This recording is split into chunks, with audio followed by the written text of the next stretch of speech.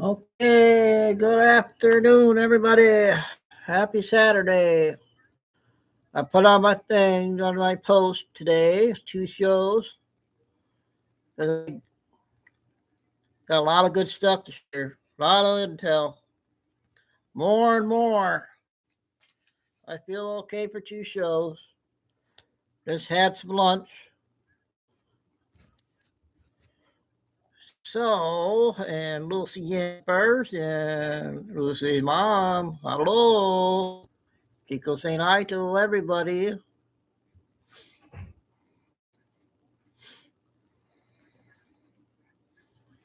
So, last night, my game, my team, the Pistons, and KU won 5-4 last night. Got lucky last night. But the Pistons were down by 24 points, and I turned it off. And I saw they were coming back, so I ended up watching the last 10 minutes of it. And I can't believe how the games are so rigged. Orlando had 12 or 19 shots. I never seen that happen before. So I don't know how those games get so rigged. But we got a game 7 tomorrow night, 8:30, and then Lucy's team, the Sixers, got a game 7 tonight. I want to root for the Sixers because I hate Boston.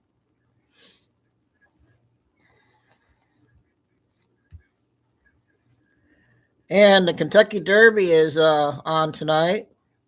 I got the list I'll share of the names. The bottom one says the golden something. I can't remember what it was, but I'm going to share that. Let's see what I got. Now we're going to share. I'm going to try to cover everything. I'm going to share. Lucy, there was Dr. Phil was on there last night, so I got a clip on that with him speaking. Then that Mike Rogers. Then so I got three clips I want to share with that. Then I got the military guy again. No Billy Bean yet.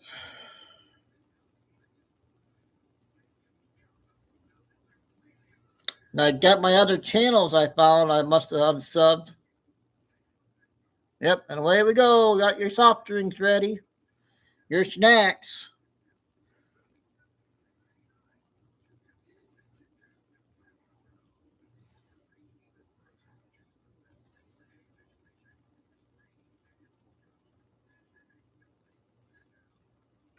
Does anybody know about that clip of Erica Kurt? Why is everyone talking about the one with her hat she had on? What happened with that? Oh, and there's breaking news also. That one guy's on. A protester refuses to come down off a bridge.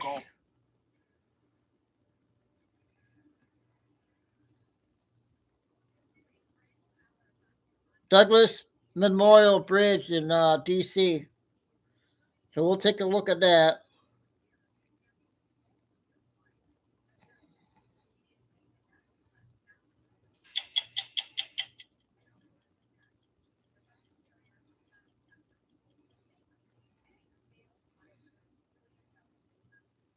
Oh, we don't want to hear him.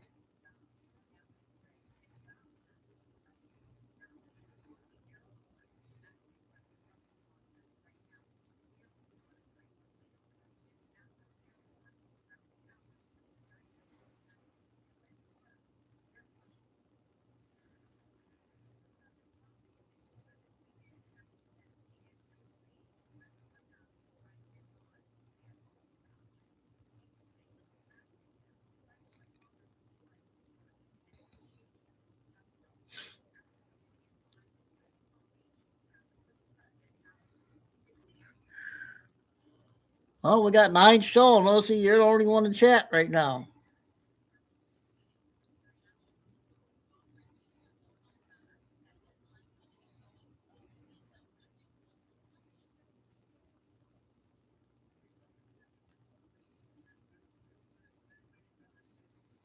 So we're gonna go check out that breaking news first before we start the intel.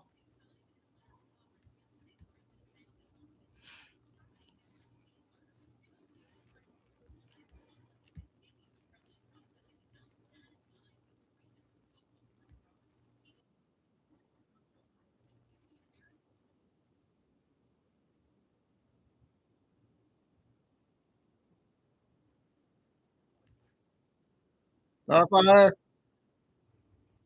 A lot of stuff today again. Does he have a catheter?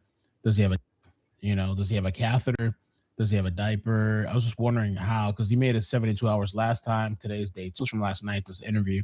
Ken, you've been up there for how many hours? So I've gone on hunger strike before to draw attention to the threat of artificial intelligence in front of Anthropic for 30 days. Wow. So I'm used to going without food for a long time. Wow. I have a little bit of water here. I don't know how long it'll last me. I need to know the bathroom thing. I don't have the water, the food. I need to know how is he using the restroom. So you plan to just be up there as long as it takes? Is there some demand you want met Nothing before they can get you down? Yeah. Yeah, I mean, if we end the war in Iran, we can get you down? I'll be down in an hour. Yeah, 100%. Okay. Well, and this is the thing. Like, the American people have the power to end this war by refusing our cooperation. So yeah, that was the interview. I saw that this morning. I was like, oh man, I got to share it. Somebody was asking, where can you watch the live? This live, I think it's the only news channel right now. It's WUSA 9. And they panned that, like they backed away from being zoomed in.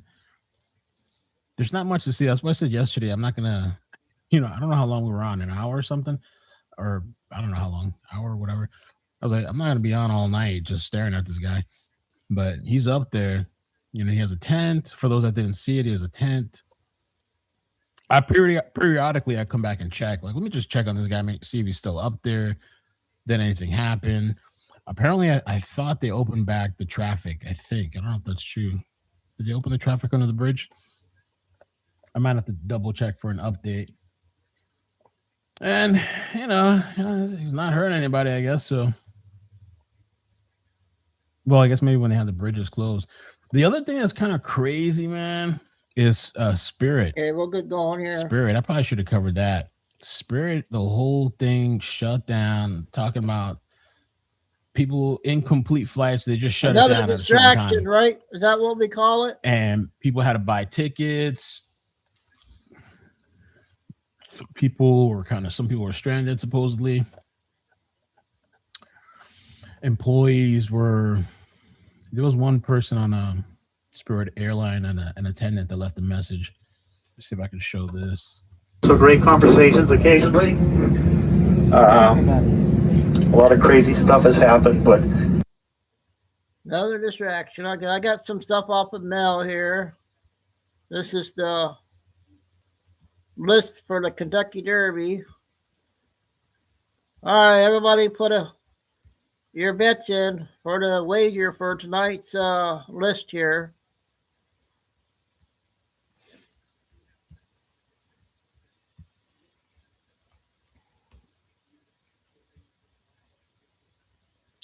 Oh, darn it. I can't share it. I can't bring it up. Darn it. That's strange.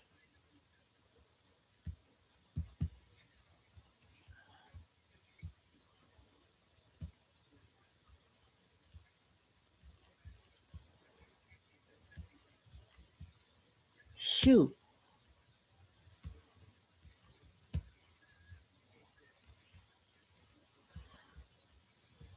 Well, I guess I have to share it on my phone.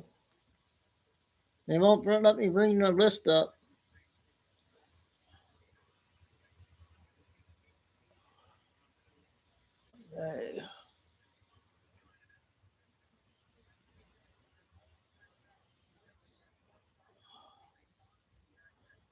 Intravenous.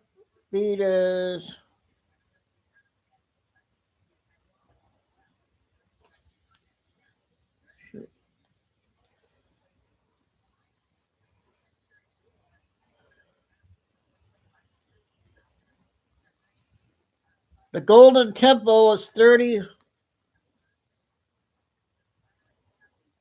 to 1 odd. Ah.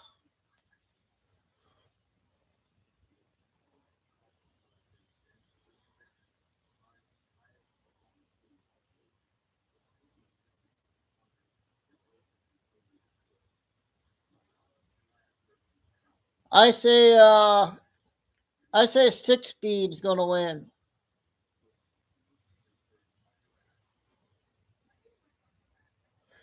I say 6 speed.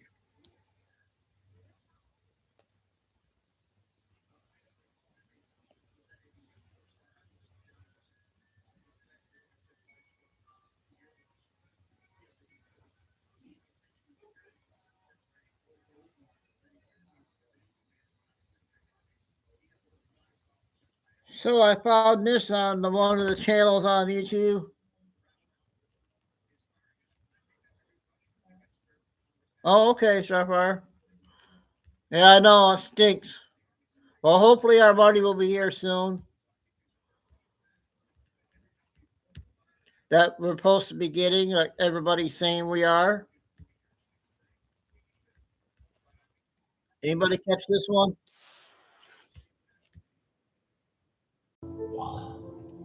Before we get into this, Five. stay with me until the end, because I'm going to share my personal view on how close we really are, and what I'm seeing right now that's making this Anybody moment hear feel this different guy? from before.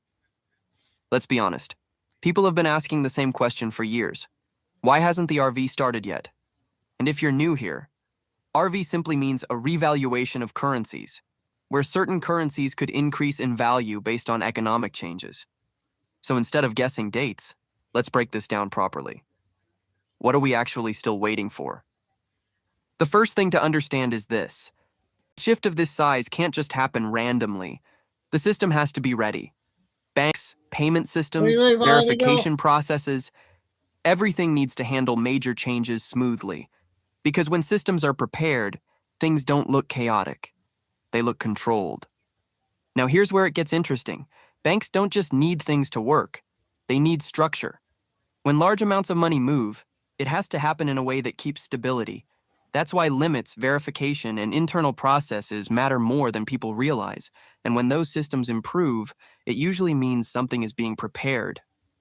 Then there's the global side. And this is actually one of the strongest signs that something bigger is being prepared. Because a shift like this isn't just one country. It's systems aligning, structures connecting, and timing being coordinated so that everything works together smoothly. And when that alignment starts happening, it usually means things are moving closer, not further away. Another important piece is stability, Here we go. because real financial systems move on confidence.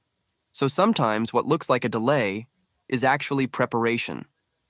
Quiet adjustments, small changes, happening behind the scenes long before anything becomes obvious. But here's something else worth paying attention to. Small, real-world signals.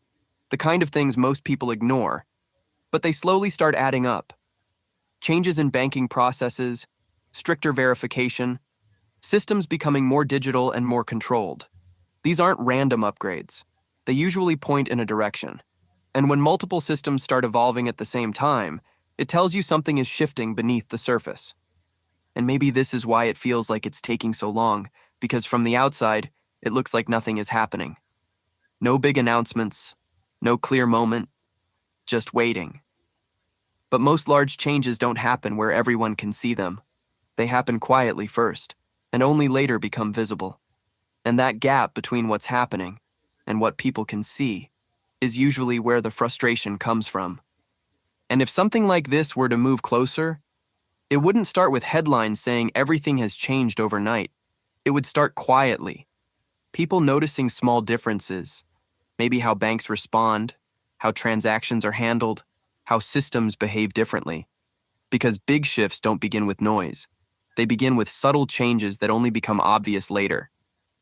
And maybe the shift people are expecting isn't just one sudden moment, but a process, something that builds step by step, until one day. It's no longer if, Pretty good. but simply now. And when that moment comes, I it wasn't usually sure feels on this one. fast. even though it was built slowly. So when you ask, why hasn't the RV started yet? Maybe the better question is this: what conditions are being put in place right now? Because once you start looking at it that way, you stop feeling like nothing is happening, and you start noticing the signals that something is moving. And maybe that's why this moment feels different, because instead of just waiting, more people are starting to see small changes, real-world adjustments, things that weren't there before. Not loud, not dramatic, but consistent. And consistency is usually where real change begins. So where are we really right now? Personally, I don't think we're as far away as people feel. When you look at how systems are evolving, how processes are tightening, it doesn't look like something being ignored. It looks like something being prepared. Just And about if you over had to ask a me minute. for a rough window, not an exact date, but a period, I do believe we're moving into a phase where things could start becoming more visible. Not all at once, but step by step, as everything continues to align. And that's what makes this moment exciting, because instead of just hearing about it, we're starting to see the environment change. And when the environment changes, outcomes usually follow. So the real question is this: are we still waiting, or are we moving into a phase where things are quietly becoming ready? Let me know what you think. I read every single comment. Okay, that's a good one to start the show with, huh?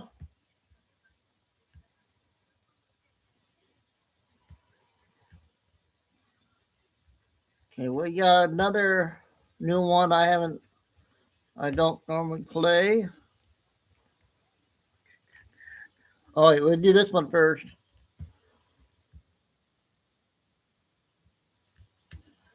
"30 seconds. Let's play some Uno cards."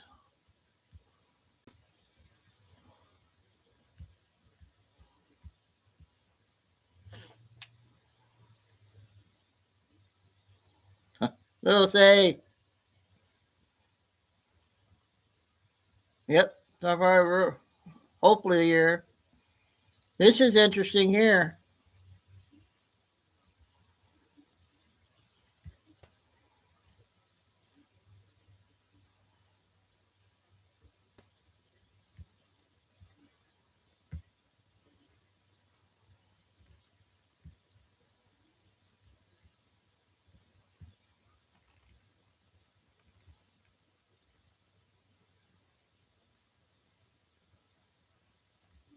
Now, what did I do with my... Shoot. Where'd it go? Okay, probably go up. Not sure if I did this one. The 10 days of darkness are no longer a rumor. It's a global I did it. operation set to unfold at lightning speed. The world as we know it is shifting, and the takedown of the old guard has already begun. Sources confirm over 700,000 sealed indictments have now been unsealed. Arrests are occurring in every time You guys zone. remember this one? High-ranking cabal members, from corrupt bureaucrats to rogue bankers and media moguls, are being rounded up. These are not symbolic arrests. These are operational extractions executed under global military jurisdiction. Military checkpoints are being quietly established across over 100 nations. This isn't about martial law. This is about global liberation. In the U.S., I don't UK, remember this Europe, one. If the anybody Middle else East, has. Africa, and Asia, special forces units, including Navy SEALs, Delta Force, and the British SAS have been activated under direct command of a multinational alliance. These teams are trained for surgical missions, extraction, disruption, and digital warfare. It's no coincidence that cyber experts and psychological warfare specialists have been recalled to active duty. The battlefield isn't just kinetic, it's informational. And that's where the EBS comes in. The emergency broadcast system will initiate a global communications blackout, not to silence the people, but to silence the cabal. During this window, the world will be shown documentary footage never before made public. Evidence gathered over decades. You guys remember this one? Crimes that shock the soul. I can't remember. From ritual abuse and child trafficking to financial slavery and unconstitutional surveillance. This will be broadcast worldwide, unfiltered, uninterrupted. It will be the final red pill. Satellites have been seized, backdoors into the internet neutralized. Military communications will be funneled through the new quantum internet powered by Starlink secure grid. Once the switch is flipped, the deep state won't be able to coordinate. The mainstream media, muzzled. Their handlers, already gone. And then comes the financial reckoning. The quantum financial system is now active. This isn't just about money, this is about control. 3 minutes. And for the first time in modern history, the cabal is losing it. The fiat empire is crumbling. Thanks, Bonnie. Offshore accounts are frozen. Trillions in illicit assets are being reclaimed and repurposed. The IRS and the Federal Reserve, both unconstitutional, both privately owned, are being dismantled. I had some good ones there at the beginning. Permanently, the new system is asset-backed, transparent, unhackable. It operates outside of SWIFT, outside of BIS, outside of Rothschild banking channels. It's a debt jubilee in motion. Mortgages, student loans, credit cards, zeroed. And yes, some Tier 4B individuals, the so-called internet group, have already been contacted. Redemption appointments are real. Whales have been funded. Bondholders are receiving liquidity. And the ripple effect will be planetary. Intel from trusted sources confirms that as of the 27th of June, redemption centers are live. Several key figures have reported payments in the hundreds of millions. Military operations in Reno, Nevada, the central node of financial coordination, have intensified. Private jet traffic has spiked. Secure digital transfers are occurring under blackouts. Bankers are saying it's done, no further delays.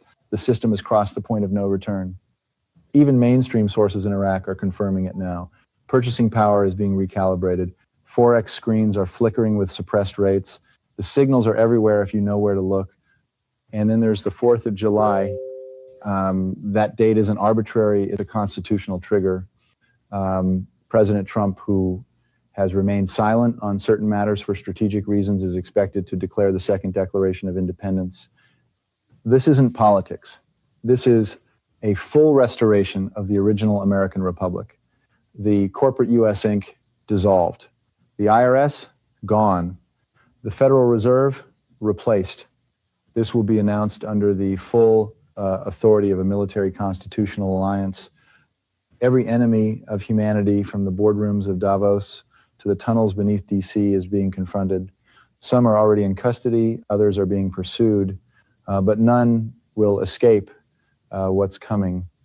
As the EBS begins, the final phase of this awakening will unfold. You'll be instructed to stay indoors, stay offline, and listen. There will be no ambiguity, no confusion, only truth and accountability. We've warned for years. We've decoded every drop. Now it's happening. This is not the end of the world. It's the end of their world and the beginning of ours. Stay strong, stay awake, trust the plan. Because you are the storm. So how was those last 2 videos, you guys?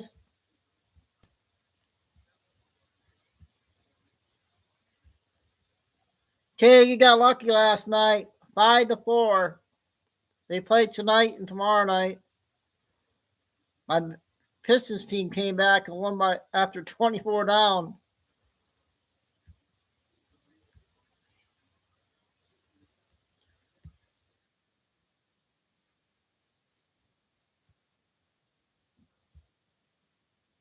Three minutes. Goes into the air with no regard for the people those chemicals could be hurting. I want to welcome in former Air Force environmental specialist and geoengineering whistleblower, Kristen Megan.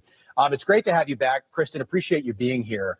So you've been talking about this issue for years now. Can you take us through what you say is absolutely happening?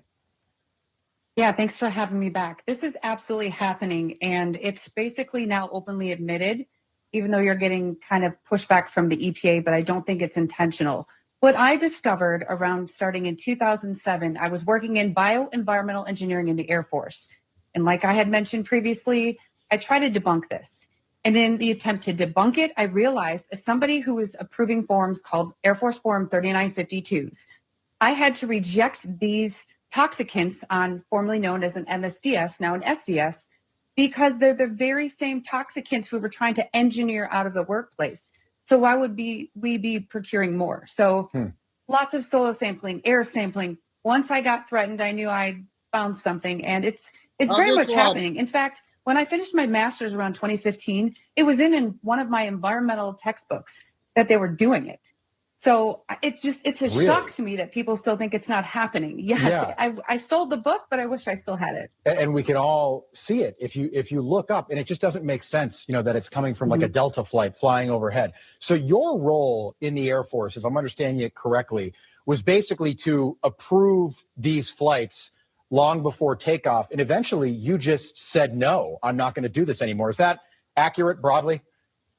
Well, it wasn't approving the flights. So when you're using hazardous materials, you have to track them from cradle to grave, use and disposal.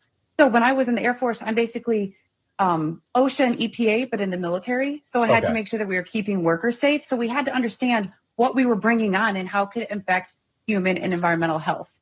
Right. People will say to me, they're like, well, we don't think this is happening. If this isn't happening, why have multiple states passed laws banning weather engineering, including Florida, including Texas? Can you explain that? Texas and Florida. Yeah, that's exactly it. I know a lot of people have taken the angle of, because people still don't believe it. Even if you don't believe it, there's people that are trying to take action saying, look at what they're claiming. Because when the government claims that they're going to do something, they're already doing it. And they're trying to say, even if you don't believe it, would you want it to happen? It has these human and environmental impacts. So yes, and there's a lot of those legislators have reached out to myself and Dane Wigington over the past couple of years. So they have the information and all the government documents that are on geoengineeringwatch.org. Biggest question, in your opinion, why is this being done? And again, it might not be EPA, could be DARPA, could be War Department, could be private companies, but why are they doing this? I think there's a multitude of reasonings. You control the weather, you can handicap many people. We did it flooding the Ho Chi Minh Trail. But when you have this huge climate change initiative, we needed to find ways to dim the sun and decrease the solar load. So this is fear-based. And I also think it's financially incentivized through betting on crops. And again, handicapping anyone in war.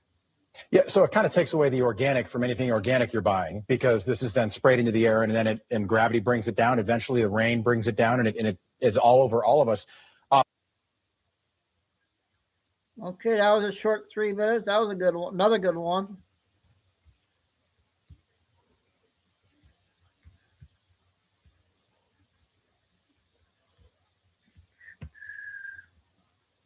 Okay, let's do this one. What happens when a former head of the FBI posts the numbers 8647 without context? Law enforcement knows what it means. 86 is the code for eliminate, and 47, that's Trump, our 47th president. This wasn't a slip. It wasn't sarcasm. It was a message designed to be just vague enough for plausible deniability, and just clear enough for someone unstable to take it literally. This is how political violence starts, with a smirk, a post, a wink to the void. But let's not pretend this is out of character for James Comey. This is the same man who once called himself a communist, not as a teenager confused by ideology, but as a 20-year-old adult, the same age as many Americans who were already laying their lives down for liberty abroad, the same age as those who knew the real price of freedom. Some of us have seen what real communism looks like. We don't romanticize it. We remember the surveillance, the silence, the fear. But Comey, he admired it. And somehow he rose to run the FBI. Now he's online speaking the language of law enforcement hit orders. This isn't politics. This isn't free speech. It's a psychological trigger wrapped in deniability. We see through the charade. We know the code. And we won't be silent while those who once held power now openly flirt with treason. My friends, we are all anonymous. And this time, the threat doesn't come from the shadows. It's posted in plain sight, on a beach, in seashells. Threatening the life of the President of the United States is a grave violation of our nation's laws, said Acting Attorney General Todd Blanche. The grand jury returned an indictment alleging James Comey did just that, at a time when this country has witnessed violent incitement, followed by deadly actions against President Trump and other elected officials. The temperature needs to be turned down, and anyone who dials it up and threatens the life of the president will be held accountable. I'd move from communist to whatever I am now. I'm not even sure how to characterize myself politically. I'd never heard that. Call me the communist. How about, who knew that? It's amazing. That 2003 article the congressman referred to from New York Magazine, in which Comey says this, quote, I voted for Reagan. I'd moved from communist to whatever I am now. I'm not even sure how to characterize myself politically. Hey, not a good one from the NAS guy. We got a Q video just came out this morning, but I'm gonna do this fraud here out of Indiana. About 4 minutes.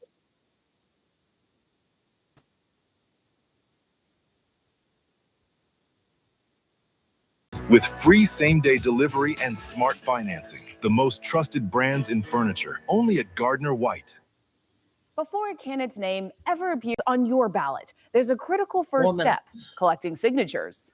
In Indiana, major party presidential candidates must gather at least 500 valid signatures from each of Indiana's 9 congressional districts. Candidates running for other offices can expect to gather between 150 to 300 signatures, depending on which party one declares. That's a very important piece of our constitutional duty for representation.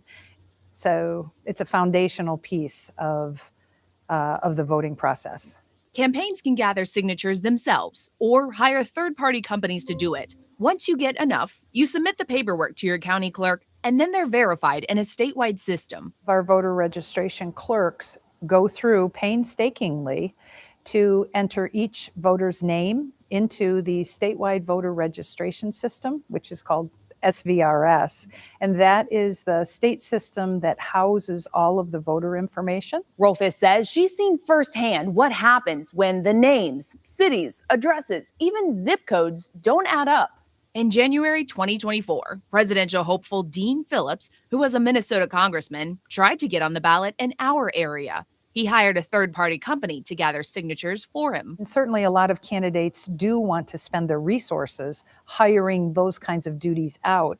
And of course, they would trust that the product, which is the completed positions, would be valid. And that's what they pay for. So Phillips's petition carrier, later identified as Karina Escobar Perez, showed up at Rolfes's office and turned in his ballot petition. Rolfes says a voter registration clerk had to turn her away because the form was incomplete. Then she arrived the next day, the next morning, and every single city and zip code were filled in. And again, a lot of them were incorrect. Rolfes says she didn't realize just how many were incorrect. 530 signatures were submitted, only 19 were valid. Just an egregious fraud. Rolfes says her office contacted the Secretary of State Election Division. The case ended up being turned over to Indiana State Police, launching a nearly 2-year investigation. She also alerted nearby clerks and learned the problem wasn't isolated. I've been here 8 years. I've never seen it. I've never seen this like this ever. Roush says 149 signatures in her county were valid, adding some of the lines were missing information or the handwriting was the same for different people. In St. Joseph County, some of the information belonged to a person who had died in 2016. Roush's election co-coordinator says that's why the verification process is anything but simple. It's very tedious. It demands fortitude and a lot of attention to detail. This isn't something we can, slack on. Tippecanoe County also contacted ISP. Phillips did not make it on the ballot, and his petition carrier was convicted of counterfeiting signatures. What it highlights is the importance of security, and this is the first line of that security for voters. This is your signature, this is your mark. WSBT 22 tried contacting Phillips numerous times, but did not hear back. He's now a private citizen. But Rolfes says Phillips's then campaign was gracious and concerned about what went down. As is evidenced by the guilty plea from the recent petition fraud that there was, that it is real. And it is real here in St. Joseph County. election fraud is not a conspiracy theory. It is real here in St. Joseph County.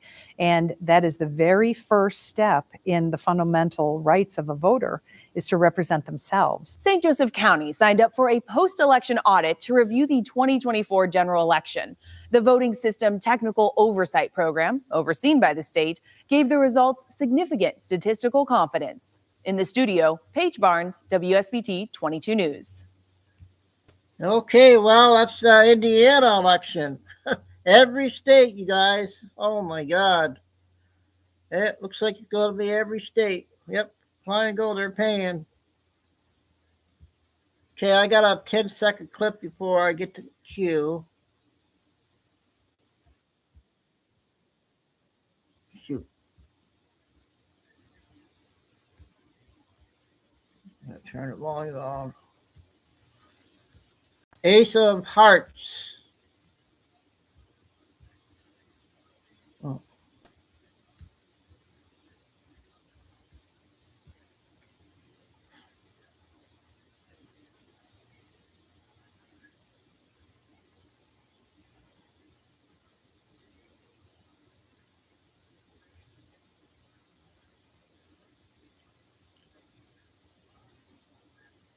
Interesting, how you guys?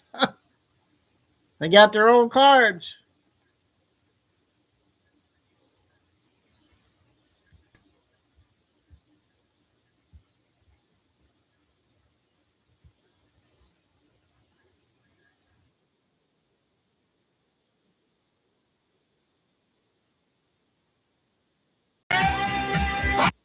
What's up? Welcome back to Out of the Darkness. I am Q, and Donald Trump just did what he does best. He just played Congress like a fiddle. For all of those detractors that he had in Congress, for those people who were arguing that his strikes in Iran were unconstitutional, and regardless of what you might think about that, he once again bobbed and weaved like he always does. So Congress was in the middle of trying to put together a resolution for the War Powers Act in order to rein in Donald Trump's ability to strike Iran. Now, the Constitution gives Donald Trump 60 days.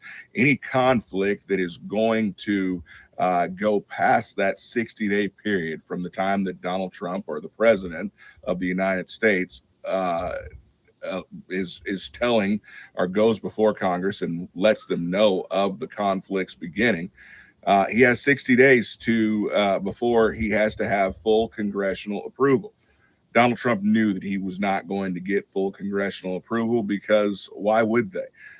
Anytime there's an opportunity to thwart his plans or thwart his agenda, he's going to have just about every Democrat, and there's going to be some Republicans sprinkled in there also. So he knew that it was going to have to move quickly. So he declared today that there's no need for a War Powers Act. There's no need for any additional permission from Congress. He declared that the campaign was over. He declared that there would be no more hostilities between Iran, and so therefore he did not need congressional approval. Now, he did say that there could possibly be a phase two. He has no plans for a phase two, but there had been since April the 4th, since the last hostilities took place, or any exchange of fire between the two nations. And so therefore the ceasefire is working, he declared, and because it's working, there's no need to continue, and they would continue with their negotiations, but no need to continue any hostilities. Now, I think we all know that Donald Trump will and may still continue pounding Iran if need be, but for the sake of protecting his ability to move without congressional interference, which is what would happen. It wouldn't be the approval needed from Congress. It would be Congress attempting to interfere in his ability to do his job as commander-in-chief. Donald Trump has now suspended it and said, well, for now we're suspended, so we haven't gone past our 60 days. The new 60 days will begin if I need it. But as for right now, I don't need you guys. Go ahead and go home. It's the biggest go to jump off a bridge to Congress that Donald Trump could have probably given, because they were waiting. They were in wait so that they could pounce on Donald Trump as quickly as they possibly could and try to take him to task and hopefully impeach him is what they were hoping for. But he didn't even give him the opportunity. He jumped in, he jumped out within his 60-day window, and now there's no recourse for them whatsoever. Let me know what you guys think about this. Do you think he made the right decision getting out and ending the hostilities, or do you think that he should have gone for more? Let me know what you guys think. Comment below. I'll see you guys. Hey, the first one today. I got two of that one new guy that we started following, I think.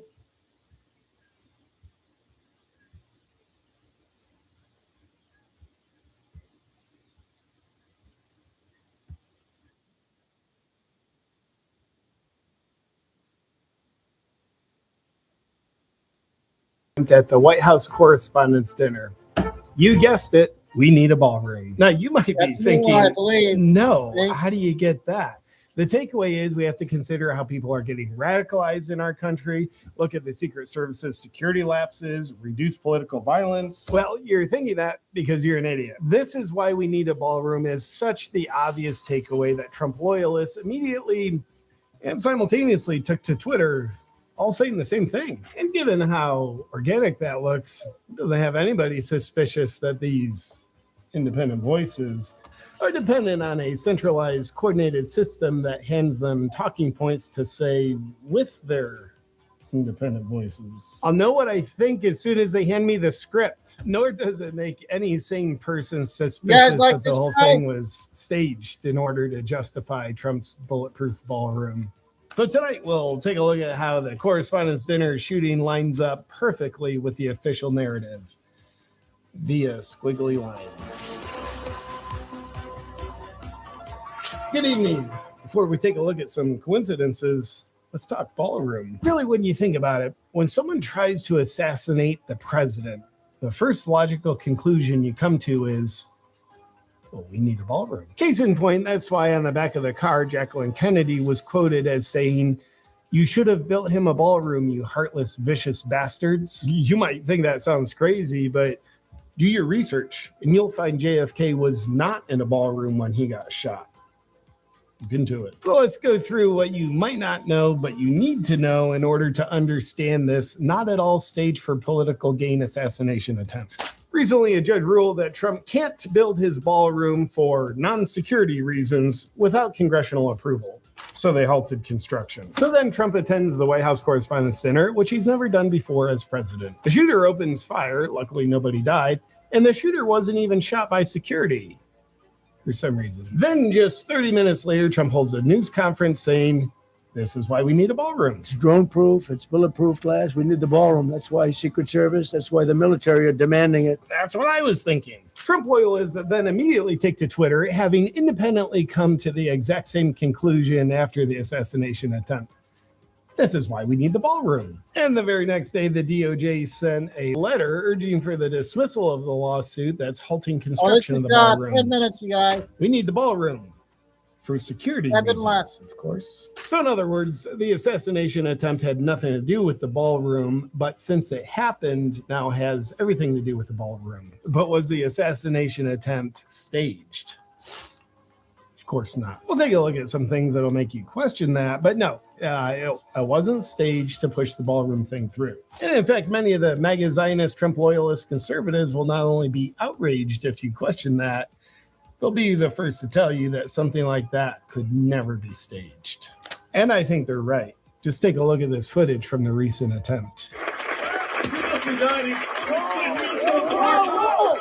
Oops, that's the wrong one. That was Ilhan Omar, and what those hidden conservatives have all said was a staged attack. That one's not real. By the way, she's a World War XI veteran. Did a great job.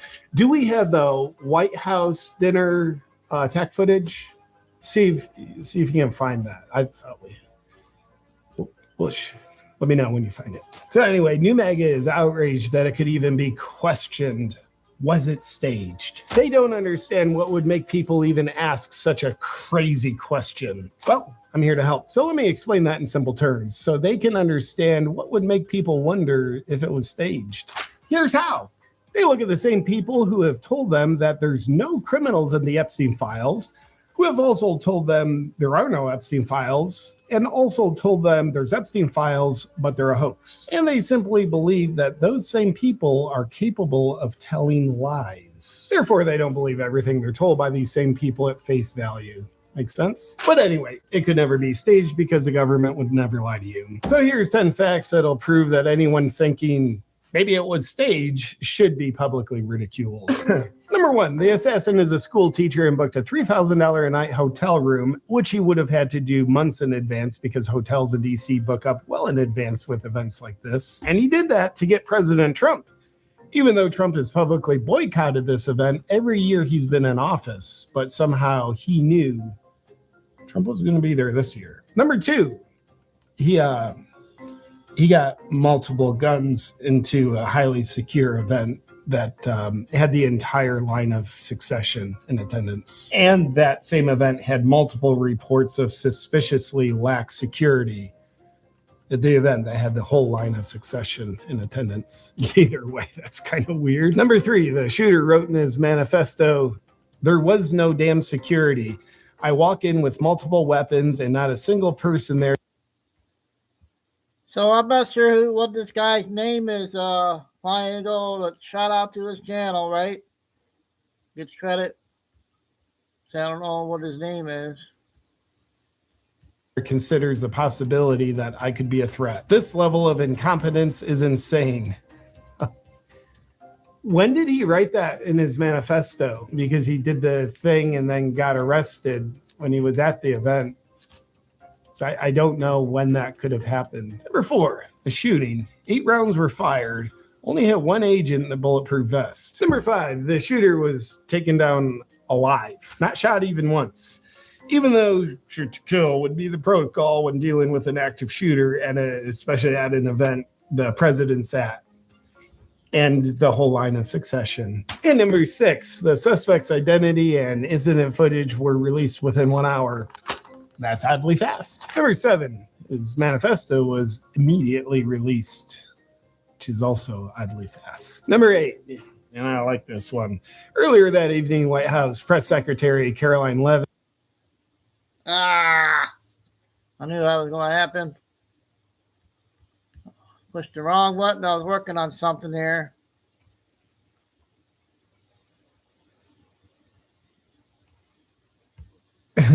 Was it staged?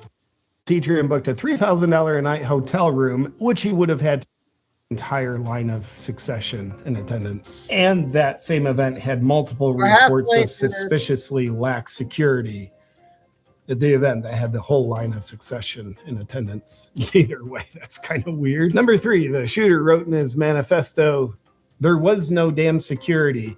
I walk in with multiple weapons and not a single person there considers the possibility that I could be a threat. This level of incompetence is insane."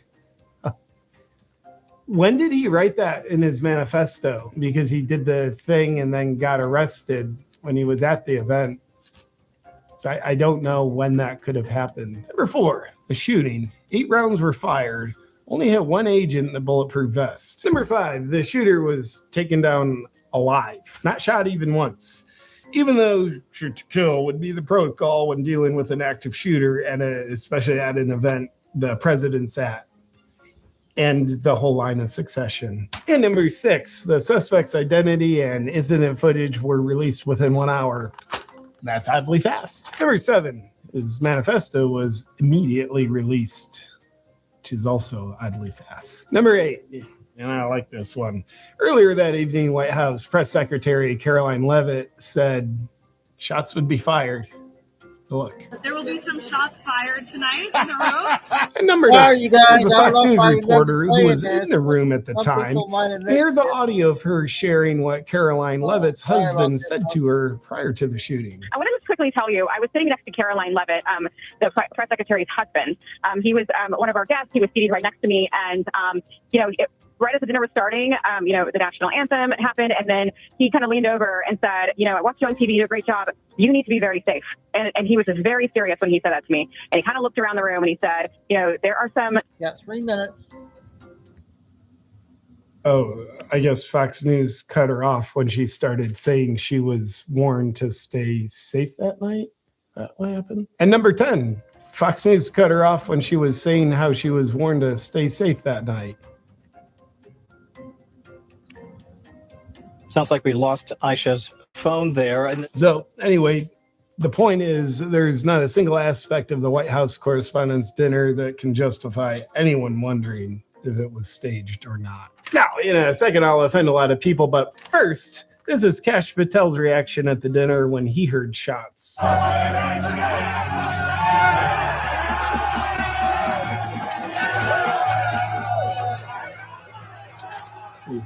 Maybe sue us for $250 million. Oh, it'll be worth it. And lastly, the event was traumatizing for some. Erica Kirk could be seen leaving very emotional. With the severity of the situation, we should be hearing very soon how merch sales went. That's the one that people get offended by. Well, statistically, it'll affirm 80% of people, but those 20%, they get very offended. But she's just a grieving widow. She's not.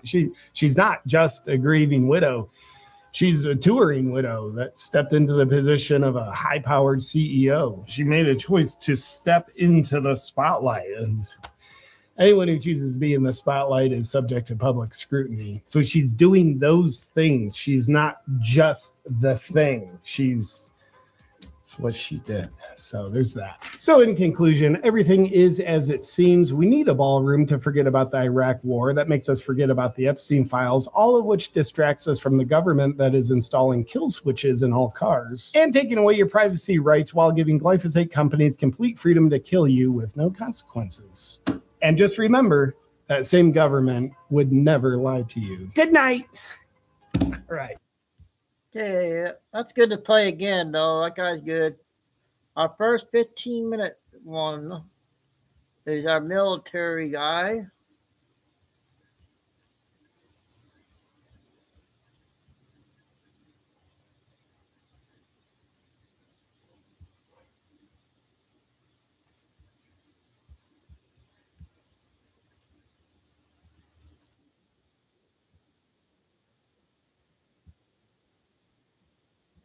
Another new guy. Credit to his video. I don't know his name.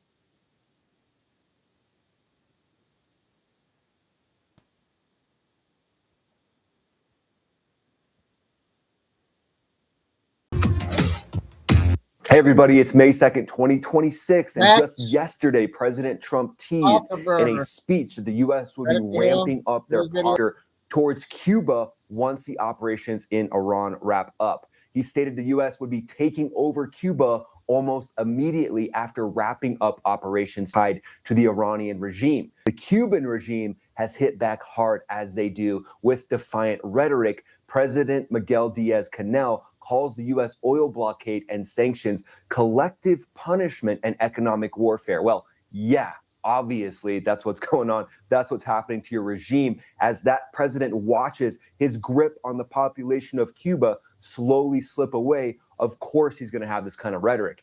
Cuba has vowed that they will not abandon its socialist principles of sovereignty and dignity, is what they call it. Basically, it's the regime saying, we won't abandon the principles of taking all the money from Cuba and building our golden palaces while the population just sits there in poverty. That's the focus of the Cuban regime. Protect the Cuban regime itself. So they're still in a revolutionary mindset from the days of Castro. This just shows how old school and how outdated this Cuban regime is, but they're saying they'll stand up and defend any aggression from the United States. Well, good luck against a supercarrier, because it looks like that might be what's headed your way. Top military officials have warned of a crushing response, the Cuban officials did, to any renewed U.S. moves, and asserted Cuba is fully prepared if major confrontation restarts, framing the situation as multi-dimensional aggression meant to break the people of Cuba's will. No, actually, President of Cuba, it's meant to break your will and allow the people of Cuba to actually stand up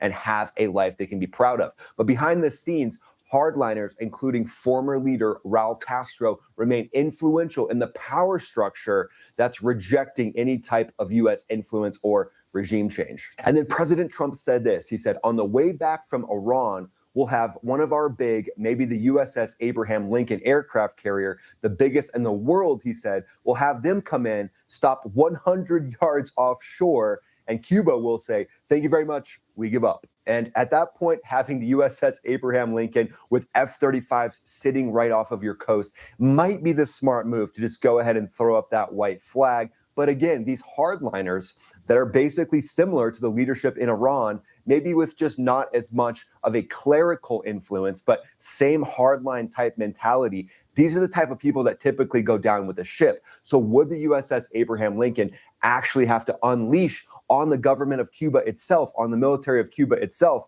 There would likely be some small skirmishes when the situation goes down. The USS Abraham Lincoln supercarrier, if called upon, would bring unmatched global reach and the ability to project power extremely quickly across vast distances, thanks to its nuclear propulsion, its air wing. This is American sea power at work that puts pressure on places just like Cuba, and the coming weeks could reshape the entire standoff in Cuba. Let's go to the map and look at some key sites that the Cuban military would be using to try to make their final stand. Okay, everybody, here we are with a tactical map of Cuba just to get you caught up on where the different military locations are around Cuba. Where would the USS Abraham Lincoln be parked? 100 yards off the coast in any direction. Basically, Cuba's worst nightmare. So let's start over here, kind of on the western edge. This is San Julian Air Base. So if you look at this airbase, let's see what kind of infrastructure they might have. Would this be one of the main targets that the USS Abraham Lincoln goes after, should it be unleashed? So dual runway setup, San Julian Airfield. I mean, maybe Cuba has a few MiGs left, but you can see this runway looks in very bad shape. We don't see any aircraft there.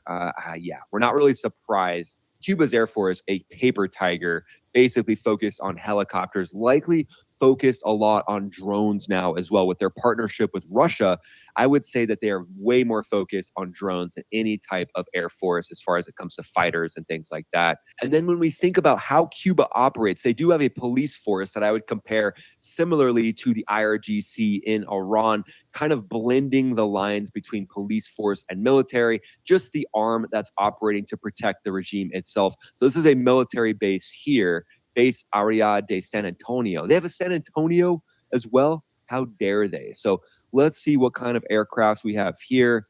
It does look like they've got helicopters. Yeah, focus on rotary wing, likely Russian style helicopters. That could be the main focus of what they're operating with here. And again, just protecting the regime is the main focus. We don't see any fighters or anything along those lines. So likely a lot of those would just go down in the first couple minutes of any conflict. And then there's a submarine base that I wanted to take you guys to. Let's see if we can find that. So their submarine base is likely going to be focused on underwater unmanned vehicles, proxy tactics, guerrilla warfare, kind of the name of the game. I mean, we're seeing a trend, right? When it comes to these regimes that basically focus on only the regime themselves, they know that guerrilla warfare tactics are the main things that will keep the regime in power a little bit longer and make it painful on anyone trying to get them out of power. And that's their main focus there. So this is interesting, though. Sub-base, if you look here, so obviously some infrastructure here where they might be building it, but it also looks in disarray as well.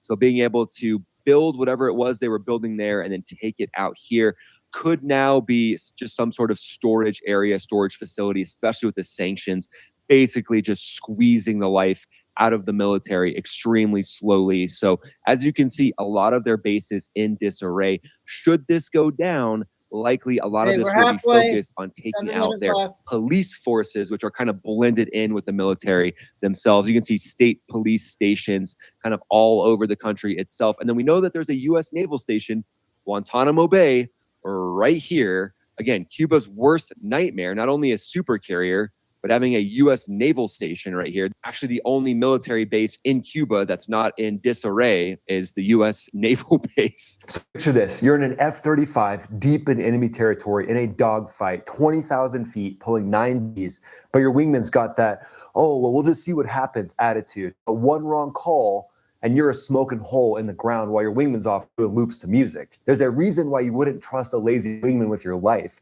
Just like there's a reason why Morgan & Morgan is America's largest injury law firm. Morgan & Morgan has been fighting the good fight for the people for over 35 years. Over $30 billion recovered for their clients. That's real results from real lawyers who know how to win. Hiring Morgan & Morgan is like calling in an entire strike package. More than 1,000 lawyers, 100 offices nationwide, ready to go to war for you. Not all law firms are created equal. Pick the wrong one, and you're already taking shots before you even leave the runway. There are thousands of people who are glad they had Morgan & Morgan as their trusted wingman. To see if you have a case, you can head over to forthepeople.com/maxab. You might be very happy that you did. Day 57 of wearing hollow compression socks. Here's what nobody tells you. I am wearing hollow compression socks every single day. So in recent days, President Trump taken the gloves off, saying that the U.S. would be taking over Cuba almost immediately after Iran operations. But these remarks highlight zero tolerance from the administration for the communist government and signal that American strength remains firmly focused on Cuba, even though the Iran operation hasn't been fully wrapped up yet. We haven't seen any carrier movements, obviously, because they're focused on Iran right now. But the U.S. Navy already maintains a strong Caribbean presence focused on drug interdiction. The leftover forces from Operation Southern Spear are still down there, striking drug boats, reinforcing and making sure that everything's going well with Venezuela. Yeah, Venezuela, we trust you. We're just going to trust but verify. But it seems like things are going well with Venezuela, with the first U.S. airline now having a normal route into Venezuela for the first time in decades. So that operation has gone well. Also, the drug boat operation, striking the narco boats still, we see a few of those plinked off every week or so, can just reorient and focus force directly at Cuba with the USS Abraham Lincoln after the Iran situation wraps up. So it's kind of Cuba's worst nightmare, having all those forces already there, and then having the Trump administration mention, oh yeah, by the way, USS Abraham Lincoln, that little guy, don't worry about that little guy. They'll just be chilling off of your coastline, and then we'll negotiate then. But this is applying measured, sustained pressure through economic tools and potentially future naval positioning that forces the regime to confront the consequences of its actions. This approach shows strategic patience and resolve while keeping options open, all while Cuba grapples with one of its worst energy crises in decades. Nationwide blackouts lasting 18 plus hours a day, and daily hardships that have emptied fuel storage, stores, and darkened homes. Not to mention, the military is taking as much of this energy as they possibly can to keep their lights on. They're taking it away from the civilian population, government officials taking it away from the civilian population. So who's actually suffering right now? Well, it's not technically the government or the military, because they're doing everything they can to keep that operating while breaking the backs of their own people. Are we really surprised? That's kind of the move that we see from these dictator regimes. The Cuban regime has responded with defiant rhetoric as well, with President Miguel Diaz-Canel and officials blaming the U.S. oil blockade and sanctions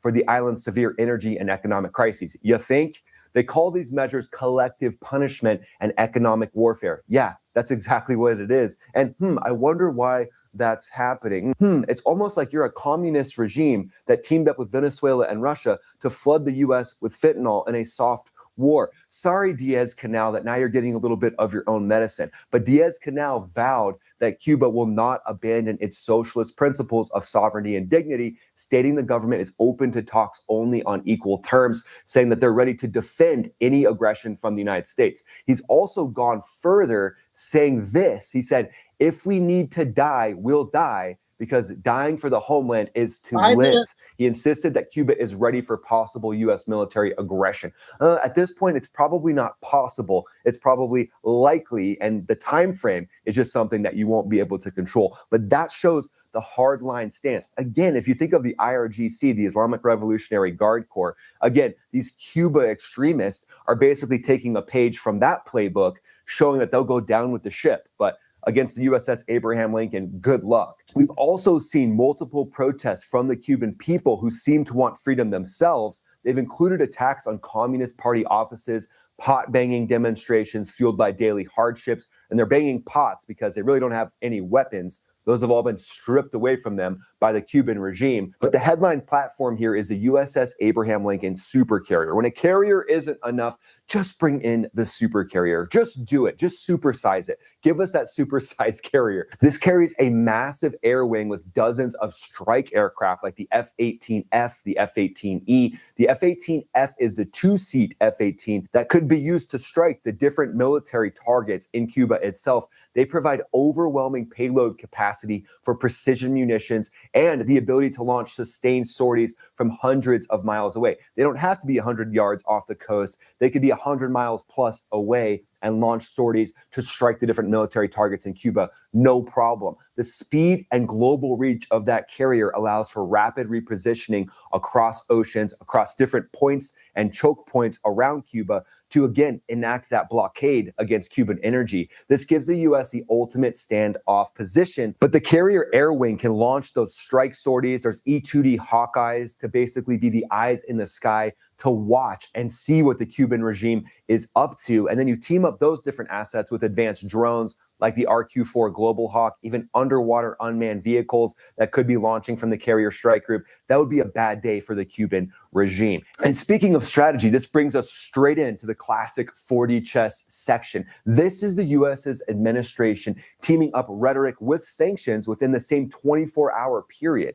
So there's no surprise here. There's no accident that the Trump administration is talking about this just after executing these sanctions and doing economic warfare against the Cuban regime to further weaken their stronghold on the country. These pointed sanctions are meant to pressure the regime and also show the regime that military options are on the table amid the ongoing energy crises, and the protests from their own people is showing how the blockade is already forcing hard choices in Havana. So if this were to kick off, the carrier's air wing would provide ultimate air superiority and precision strikes on key targets if needed, while the overall naval presence would enforce the blockade and support diplomatic or operational objectives like taking out all of Cuba's military posture. And then Cuba is going to execute guerrilla-style warfare, basically battening down the hatches, trying to make it extremely difficult for any type of ground invasion. But here's the issue. There wouldn't be a massive ground invasion. It would be surgical strikes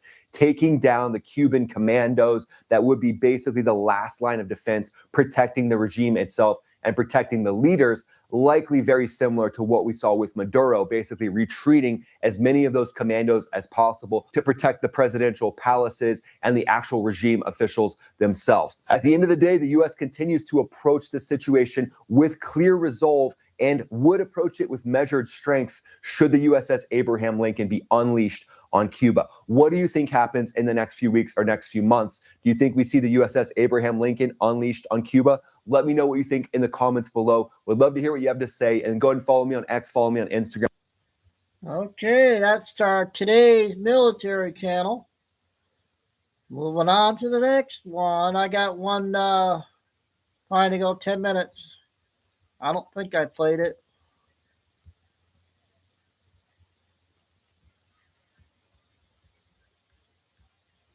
Where is it?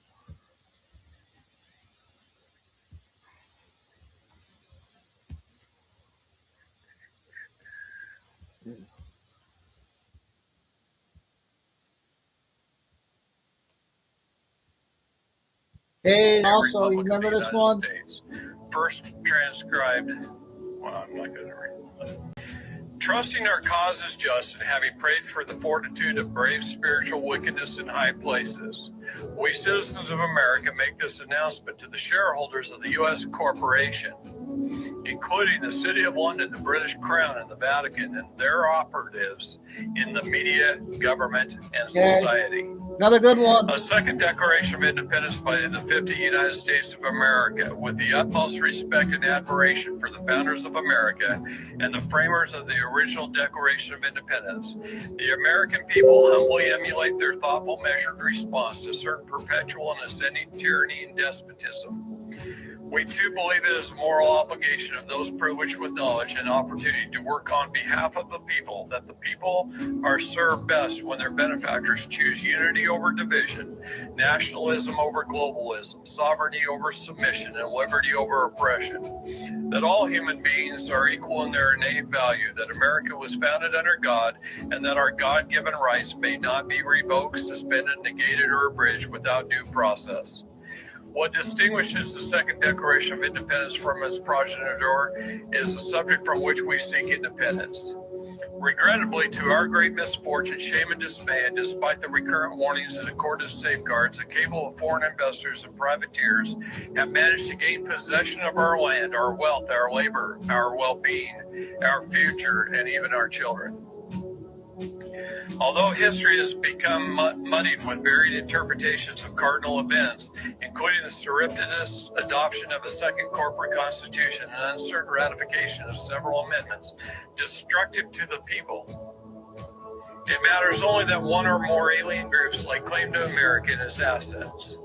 Rather than speculate on motives and weigh unprofitably to biased accounts, unverifiable information, and plenitous theories and opinions, we engage a perfect solution wherein we exact independence from all claimants, past and present, proclaimed, identified, or veiled. As such, the usurpers named in this declaration are representative and not specific or exhaustive, regardless of supposed ancestry, preceded instrument, or process. Although simply enumerating transgressions and usurpations would suffice to justify the insularity, recounting significant events reveals important facts that are missing from history. These forgotten facts add insight, perspective, and clarity, illuminating our best way forward. Number one, the inevitable Civil War destroyed America's economy, ripped families apart, and cast a questionable shadow on the future of a once promising nation. America was in trouble financially and needed a massive infusion of capital to get back on its feet. A cabal of nation-building venture capitalists from Europe agreed to finance America's recovery, but demanded an active role in government to assure their investment. In its 1871, mired in debt, Congress worked out a partnership in exchange for boundless financial support. The foreign investors handle America's administrative needs. Got that last sentence, right? Although initially it seemed to be innocuous concession, the consequences of allowing the nation-building venture capitalists to conduct America's business beyond the protections of the U.S. Constitution have proved catastrophic. The investors quickly embedded operations throughout the foreign-owned corporate government in Washington, D.C., and began serving the interests of America's financiers over the people. In 1871, America effectively lost its independence, and the nation-building venture capitalists became our new masters. By the early 1900s, the foreign investors that bankrolled America controlled the major newspapers and news services, enabling them to shape what is reported and how it is to be framed.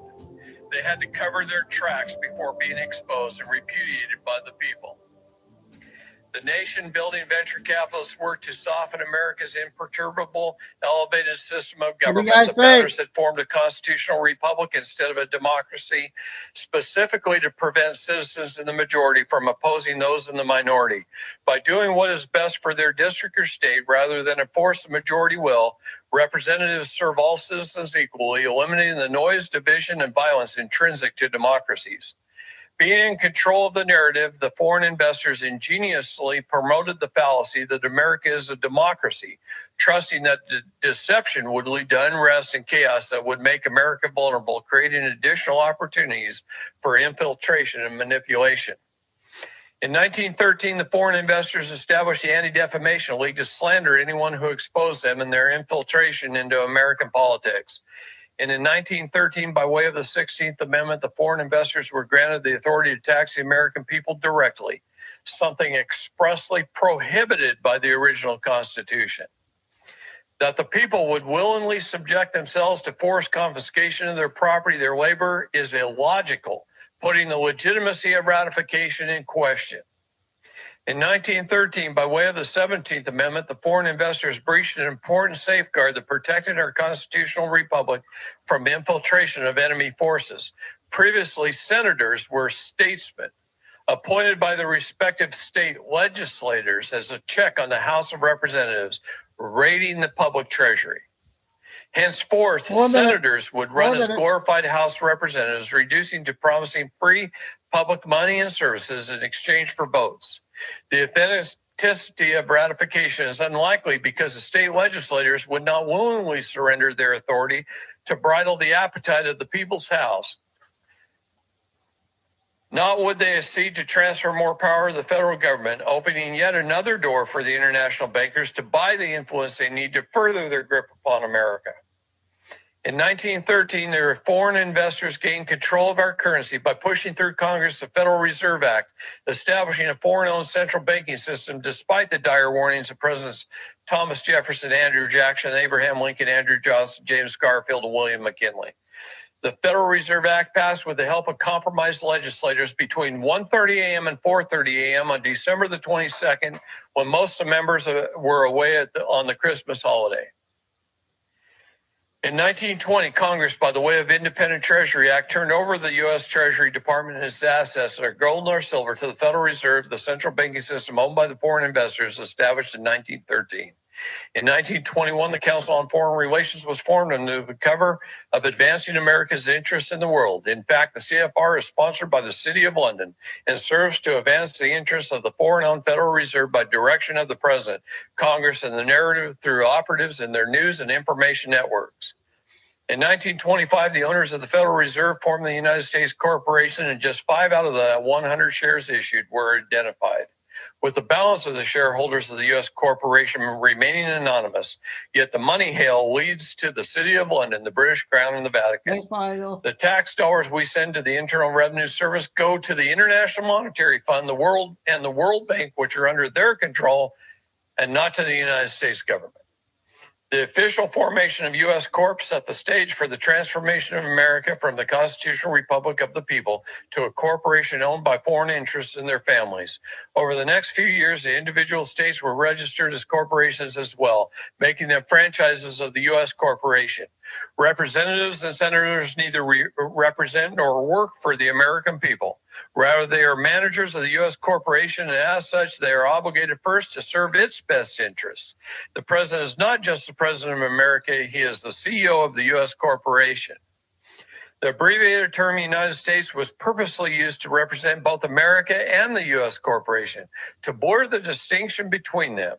Similarly, the original U.S. Constitution was quietly supplanted by an imposter, a corporate all-capital letter Constitution that bears a similar name and appearance, again to confuse and deceive the American people.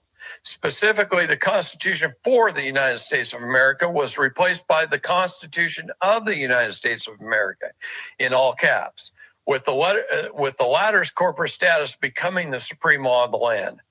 In 1933, the U.S. federal government declared bankruptcy, and President Roosevelt, as acting CEO, signed over to the U.S. corporation all of America and its assets, including the people and our labor.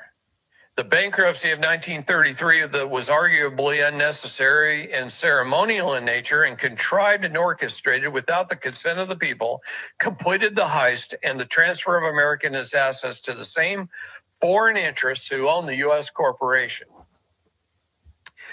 In the bankruptcy... Oh, that was a weird ending. No part 2 yet, so...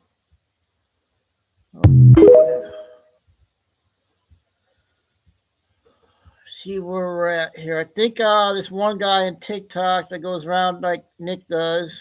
He's popular.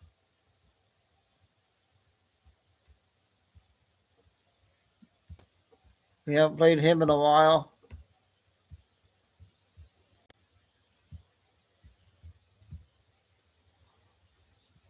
So you want to kill the president? Violence? To get rid of him. So you're proud. don't silence a woman, sir. Please don't mansplain to her. I know. Please don't exactly. please don't mansplain to 5 her. minutes. Look at this man silencing a woman. Let him arrest me. Man. Hey. Cassandra. It's a party. It's a party. It's a party. Oh, God bless America. I didn't know I was going to be here this soon, so I gave Let's do a final. Finally, God the bless. midnight God bless ICE. has come back to New York City. Woo! He's good, right? God bless America. Cassandra, what's your message? They all need Jesus. We were just talking about how sometimes in the sea of communists, you can find a unicorn that you can have a conversation with. And when you can actually reason with some of these people and maybe guide them over. Plant a seed. Absolutely. It makes it worth showing up. And they say that we're the ones that's full of hate and we're bigoted and all of those things. But we have nothing but love. And it was like you could see the parade of Antifa walking through. And I told him, I was like, can't you feel the light and the love and the positive energy? It was nothing but darkness. Yeah, it's crazy. God bless America. God bless Israel. COVID is dead, brother. COVID is dead. Don't be nervous. We're friendly. Hug? I promise you we're friendly. Don't be nervous. Yeah, we're good. You don't need the mask either, though. COVID's gone. COVID's gone, brother. Breathe free. Breathe the fresh New York air. You look at them and you're like, oh, they just need Jesus. They're empty. I was having a good conversation with this lady. She's trying to tell me that doesn't mean kill the president. What does that mean? Oh, wait, hang on. Let me get closer. Let me get closer. Give me again. God bless you. Jesus loves you, ma'am. Jesus loves you. And he loves the president, too. The moral of the story is don't be a miserable liberal.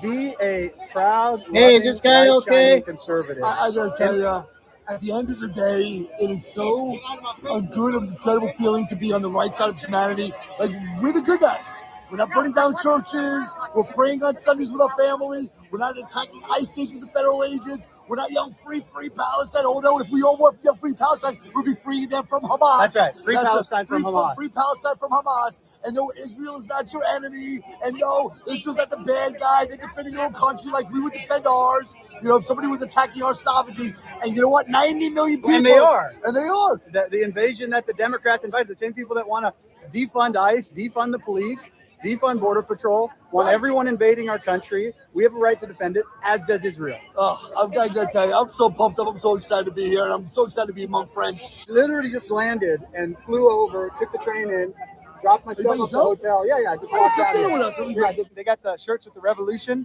We're celebrating the revolution of 1776, where we created the greatest country in the history of the world, the United States of America, that gave the world more freedom, and prosperity than any other country in the history of the world. So unfortunately, there's a lot of misguided democratic socialists out there that want revolution here, not realizing that if America falls, there's nowhere else to go. But we do agree on the word revolution. We just agree on it at different times. We already had it. They want it now. We had it. They want it. I guess my question is, Okay, ask that question again. what do we do for the 150,000 homeless children in New York? 100%. We prioritize them over people that don't have a right to be in our country. So I'd start with that. I'd say stop inviting in illegal aliens that don't have a right to be in this country and prioritize American citizens over other people. And also stop wasting money on things that we shouldn't be wasting our money on. I mean, yeah, we're just no, man. What do you guys We're think having a on great him? conversation. I got Look at a him. second The one. man silencing the woman. The 4 white minutes. man silencing the woman of color. The white man. I was having a conversation. You target. She came up to us. Easy prey. Y'all target easy prey. God bless you. Hey, ma'am, God bless you. God bless you, young lady. She's a young girl. Think for that's why yourself. y'all picked Think for her. yourself. This white man over here silenced a woman of color. He's hiding behind the other man of color. Don't silence. Can I ask just why, sir, as a white man, you silenced a woman of color? Can I just ask you that? Why you felt it was necessary to silence a woman of color? Drive me! Okay, I got a second one here.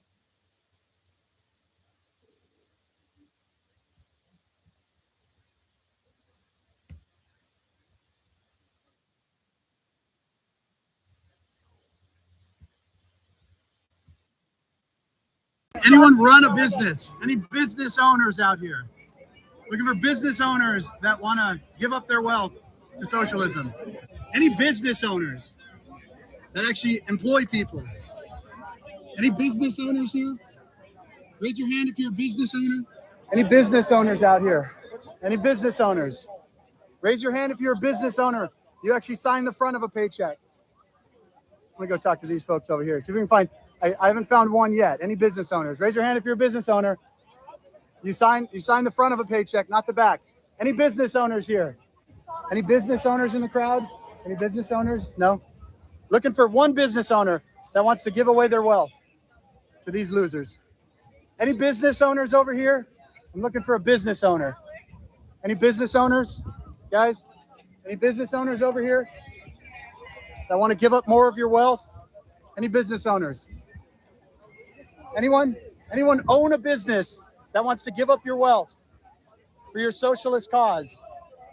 Anyone? Raise your hand. Business owner? Any other business owners out here? Anyone? You business owner, sir? What do you do for a living? Let me ask you. I mean, we want socialism. Question is, what happens when the billionaires leave? Like California wants to tax the billionaires. What happens when the billionaires leave? Are you a business owner? You need to walk away. Why is that? Please walk away. Is this not America? He actually walked up to me. Please walk away. Business owners. Any business owners over here? Who's harassing? You're harassing us and asking you. Who's harassing people? I'm asking What's you that? to walk away because you're harassing us. How are you being harassed? Please walk away. How are you being harassed? What about my comments were harassing? Please walk away. Why are you bumping into me, ma'am? I don't want to misgender you. Okay, any business owners? Raise your hand if you're a business owner and you sign the front of a paycheck. Have you ever signed the front of a paycheck? You want everyone's money, but have you ever signed the front? And just one. We have one business owner here. In this sea of socialism, one business owner. Hey, when you were saying revolution, I'm asking you to walk away. When And you- I don't when know you why call- you won't leave me alone. When you I come to me, don't know why you won't you leave me came. So I alone. assumed you wanted to actually, talk to I me. stood right here. Right, So you I'm came. asking for you to please. When you say walk you want away. revolution, Please walk away. what do you mean by that? Why won't you leave women alone? I'm asking you a question. Why won't you leave? I don't us want to alone? assume your gender. Why won't It's hard you to tell leave these us alone? days. We're American citizens here. At least we can say God bless America. Can we say that? Can we say God bless America? God bless America! God bless ICE! God bless America! Those must be paid God actors. bless ICE! What do you think, you guys? Are they all Anyone else? paid Come on. actors? At least can we agree God bless America? Your hair is beautiful, by the way, ma'am. Can we say God bless America? No, God bless. One God bless America. One God bless America. Anyone here love America? The capitalism that you guys suck off of. Asking you to walk away. Well, I know, but what you're asking me. It doesn't mean I have to do it. That's the beauty of America. We're walking. All right, we're walking. We're walking. I was walking. I'm just walking in New York. God bless the police. God bless these guys. Don't defund the police. God bless the police and ICE. All the agents that work in that building. What are you doing, sir? Are you following me? Are you back? Are you trying to put your butt into my butt? It's kind of an interesting move there. If I go this way. He's backing into me. This is the new move right here. He's backing into me. Yeah, I can't believe they're out there standing around and not saying anything. They must be getting paid. So we got Dr. Phil from last night. I got a 9-minute clip. Then I got a 15-minute one. I got a lot of stuff today. A lot of good stuff today, you guys.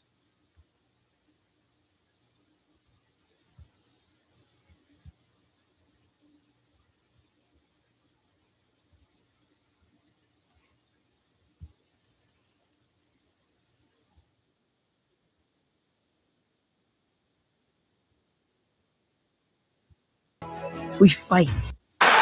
We're all joined by very much of a legend He's really an amazing. He straightens you out mentally. Probably has his own problems, but we don't have to know about that. 9 minutes. But we've all grown up watching him. I've watched him for so many years. I did his show before the election, and I thought I was sort of doing him a favor by doing him the show.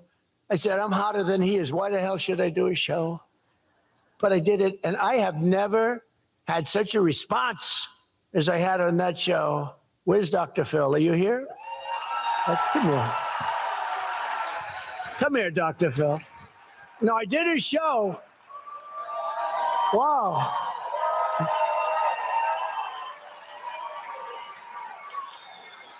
Come on up here, Dr. Phil. Get up here. Give them a little lecture, but very short. Give them a little lecture on life. Talk about life for 2 minutes or less.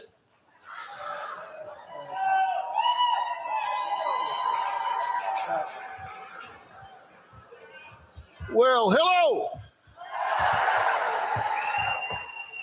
I had a different reaction than the president when I told my wife I was coming to the villages. She said, oh, no, no, not without me, you're not. Those people are crazy partiers. She says, Robin says, give you her love. She really wanted to be here, but we have grandchildren, so I'm now 5th in line. By the way, Mr. President, I've given that cognitive test that he took. I used to administer those where you give them 9,000 divided by 2, 6, 7. One guys. I recall one guy did that about the president's age. Took about 6 minutes to go through it. Said, so what's your answer? He said, a small wire-haired terrier. So great that he got that done. No kidding. Listen, I really do want to take a chance to talk about this a little bit, because what the president is doing here is really something you got to think about differently. He's restoring trust between Americans and the government, because you understand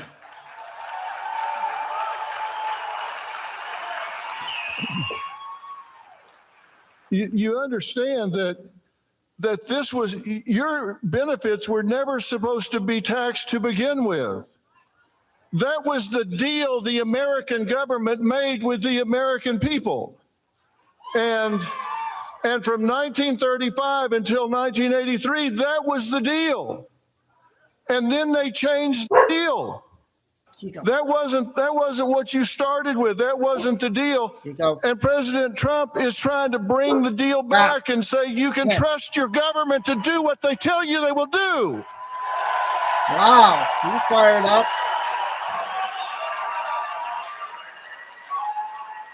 President Trump is fighting to restore trust between Americans and the government. And he's trying to right a wrong here. One of the things that President Trump does is he tries to solve problems that nobody else is even working on. They're not even working on this stuff, and he's solving those problems. He's solving the problems other people, they're not even working on. This taxation is double. It's Dang it. I screwed up again. Hold on.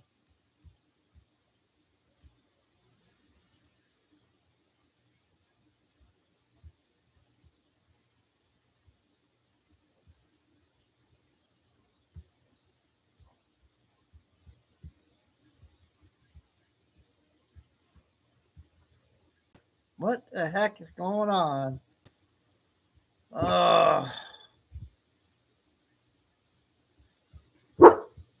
Wait a minute, Chico.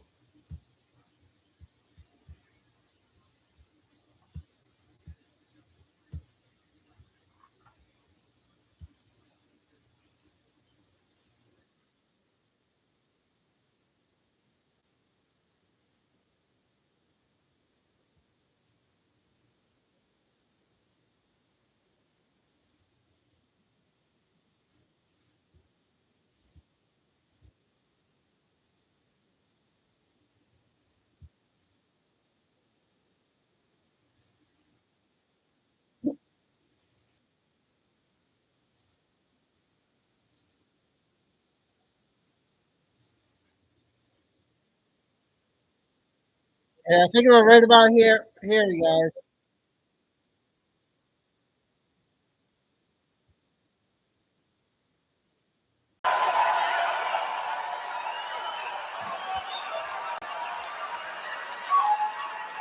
President Trump is fighting to restore trust between Americans and the government. And he's trying to right a wrong here. One of the things that President Trump does is he tries to solve problems that nobody else is even working on. They're not even working on this stuff, and he's solving those problems. He's solving the problems other people that they're not even working on. This taxation is double. It's double taxation. Workers pay their 6.2% with after-tax dollars and then are taxing them again, which is patently unfair. You're paying taxes twice. And he's not willing to say that. And seniors are vulnerable because you have fixed incomes and no ability to earn your way out of a broken tax promise for a tax burden. And he's fighting for that, so you don't have to do that. And I think everybody should recognize he's fighting for something you can't fight back for. And that is so important. And it's really critical that this simplifies everything. And people will say, well, it's going to cost money. That was the deal. That was why they changed the deal. It didn't have anything to do with taxes. It had to do with trying to increase revenue. If we'll just let him go track down the fraud money, it'll more than pay for this 10 times over. It will more than pay for this to stop the fraud in America. Stop the fraud in America.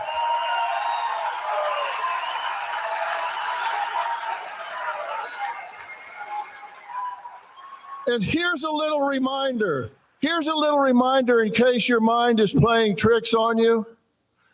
You matter. You are important, and you are important to this president. I know him, and you are important to this president.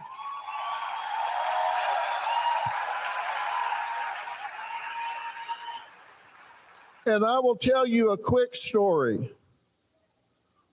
We win. The end.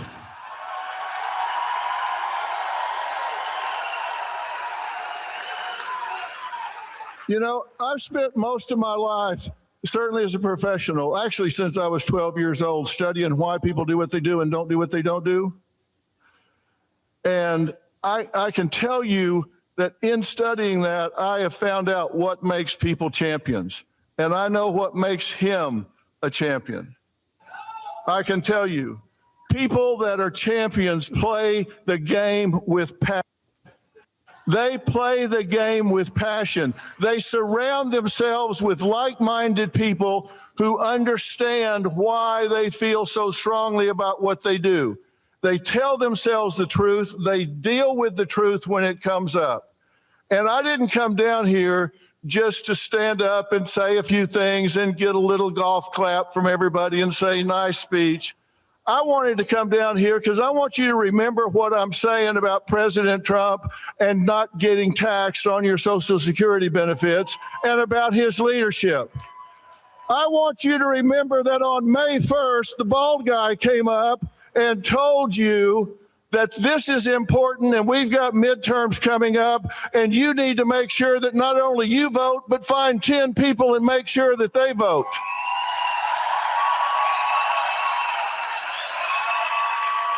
Because we have a president that stopped apologizing for America and started taking pride in this country.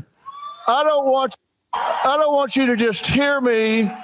I don't want you to just hear me and give me a little golf clap. I want you to hear me and say, on this day, we decided we are marching for the USA.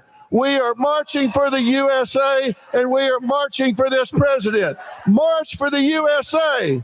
March for the USA.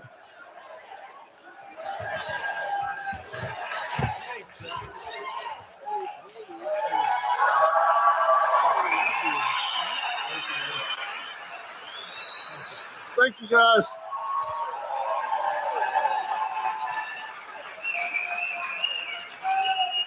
That was a good job. Thank you, Phil. That was great. So just in finishing. Okay, that was a good one. I'm glad I paid that one. I got the next two short ones, 9 minutes, I think. Did anybody catch the latest on actor? What's his name? Hoffman?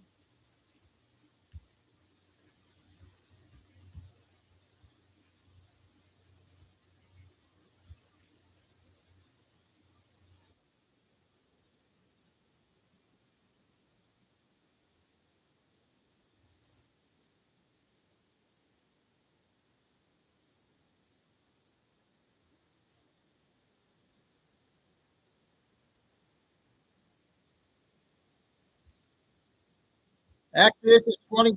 I'm not sure about this one, Triangle. Remember this one? And his wife had already been dead for a week before anyone knew. When federal agents finally forced their way through those gates, they weren't prepared for what they found beneath his private library. A hidden tunnel, a chamber locked from the inside. And inside it, artifacts, documents, and a discovery so sensitive the FBI has said absolutely nothing about it since. No way is it adding up to me, and this is why. I've handled thousands of death investigations over the course of my career, and it is such a rarity. Not one word. The question isn't how Gene Hackman died. It's what he spent his entire life making sure no one would ever find. The breach. February 26th, 2025. A convoy of federal vehicles forced its way through reinforced steel gates outside Santa Fe, New Mexico. Actor, his wife, and their dog dead inside their home. As Bradley Blackburn reports, the investigation continues as tributes pour in for the legendary actor. Behind those gates sat a $4 million compound, the private estate of Gene Hackman, 95-year-old Oscar-winning actor, and his wife, Betsy Arakawa, 65. How was this one? Nobody had heard from either of them in days. No returned calls, no staff arriving for work. Complete. Silence from a property that, under normal circumstances, ran like a small private installation. Deceased in a residence, that's concerning. And then there was also a dog that was in a kennel that was also found deceased. It was a handyman who raised the alarm, not family, not a friend. A handyman who told deputies he believed they were dead inside. The gates had to be forced, the locks cut. That alone told agents something was deeply wrong. This wasn't a property where someone forgot to check in. Everything about this compound was engineered to stay sealed unless someone on the inside chose to open it. Gene Hackman and Betsy Arakawa were found dead inside the mansion, alongside their dog. Betsy had died roughly a week before Gene, a severe viral infection. Gene, heart failure, natural causes, case closed on paper. The Santa Fe Sheriff's Department told the public there were no signs of foul play. But in that same statement, they admitted the scene required a full forensic search of the entire property. Federal teams, thermal imaging, forensic specialists, no foul play, but suspicious enough for all of that. Those two things don't belong in the same sentence. The timeline makes it worse. Betsy died 7 days before Gene. That means Hackman was alive in that house with his wife's body for up to a week. No call for help, no attempt to reach anyone. The alarm system was still active. The internal cameras had been manually disabled. What keeps a man silent for 7 days in a house with a dead loved one? Fear? Duty? Or the knowledge that calling for help meant letting strangers inside? And strangers would find what was underneath. The fortress. Gene Hackman's estate wasn't a home. It was an installation. Dense forest on every side. Stone walls around the perimeter. Motion sensors at every access point. Thermal cameras. Surveillance rivaling government black sites. The staff were handpicked, vetted, and bound by legal agreements so tight that not one of them ever spoke publicly about what went on inside those walls. Decades of employees, gardeners, housekeepers, maintenance workers, and not a single leak. In the age of social media, that kind of silence doesn't happen by accident. It's enforced. These weren't casual NDAs. Former employees were prohibited from discussing not just what they saw, but the layout of the grounds. And then do it in the places or settings which God has caused to appeal to you most, and for those purposes which God most needs to have done in the world. Visitor names, and even the daily schedule. Building permit requests for the estate came back redacted. Property records had gaps no clerk could explain. Body camera footage released after a judge's ruling shows deputies entering the mansion. The silence is immediate, but what unsettled agents wasn't the quiet. It was the evidence that someone had been busy before they arrived. Furniture dragged across hardwood floors, books pulled from shelves and restacked wrong, drawers left ajar, a bedroom safe, open and empty. Someone had been through this house, searching for something, or making sure something was hidden before the end came. Then agents walked into the library. A gift that does it all. We can arrange that.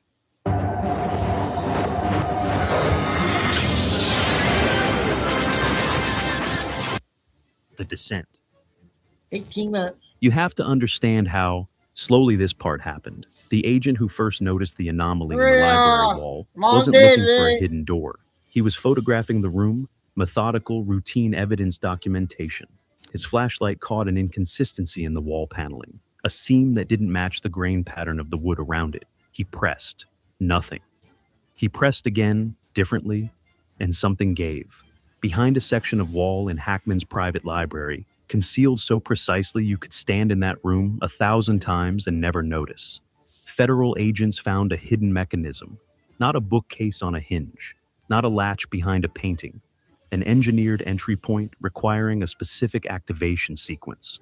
Whoever built it wanted it invisible to anyone who didn't already know it was there. Behind it, a narrow passageway, stone steps descending into total blackness, no light source, no ventilation, just carved stone dropping straight down into the earth. The agent went first, alone. He described it later in a debrief leaked to a single journalist, then immediately classified. Every step down, the temperature dropped, not the gradual cool of a basement, but something sharper, like descending into a space sealed long enough for the cold to become structural. The air thickened, damp, metallic, something older that he had no word for. His flashlight beam hit the walls and stopped moving. If you haven't subscribed yet, do it now. What agents found at the bottom of those steps is the reason this entire video exists. The walls were covered, floor to ceiling, every surface, deliberate markings carved with tools and intention, by hands that knew exactly what they were doing and wanted every mark to last. Marcus Devlin, a structural engineer who would later review leaked photographs of the passage, looked at those wall markings for a long time before he said anything. He was sitting at a desk in his Denver office, photographs spread in front of him. He set his coffee down. He didn't pick it up again. Some of the markings resembled alchemical notation. Something in the paying of the so-called wager.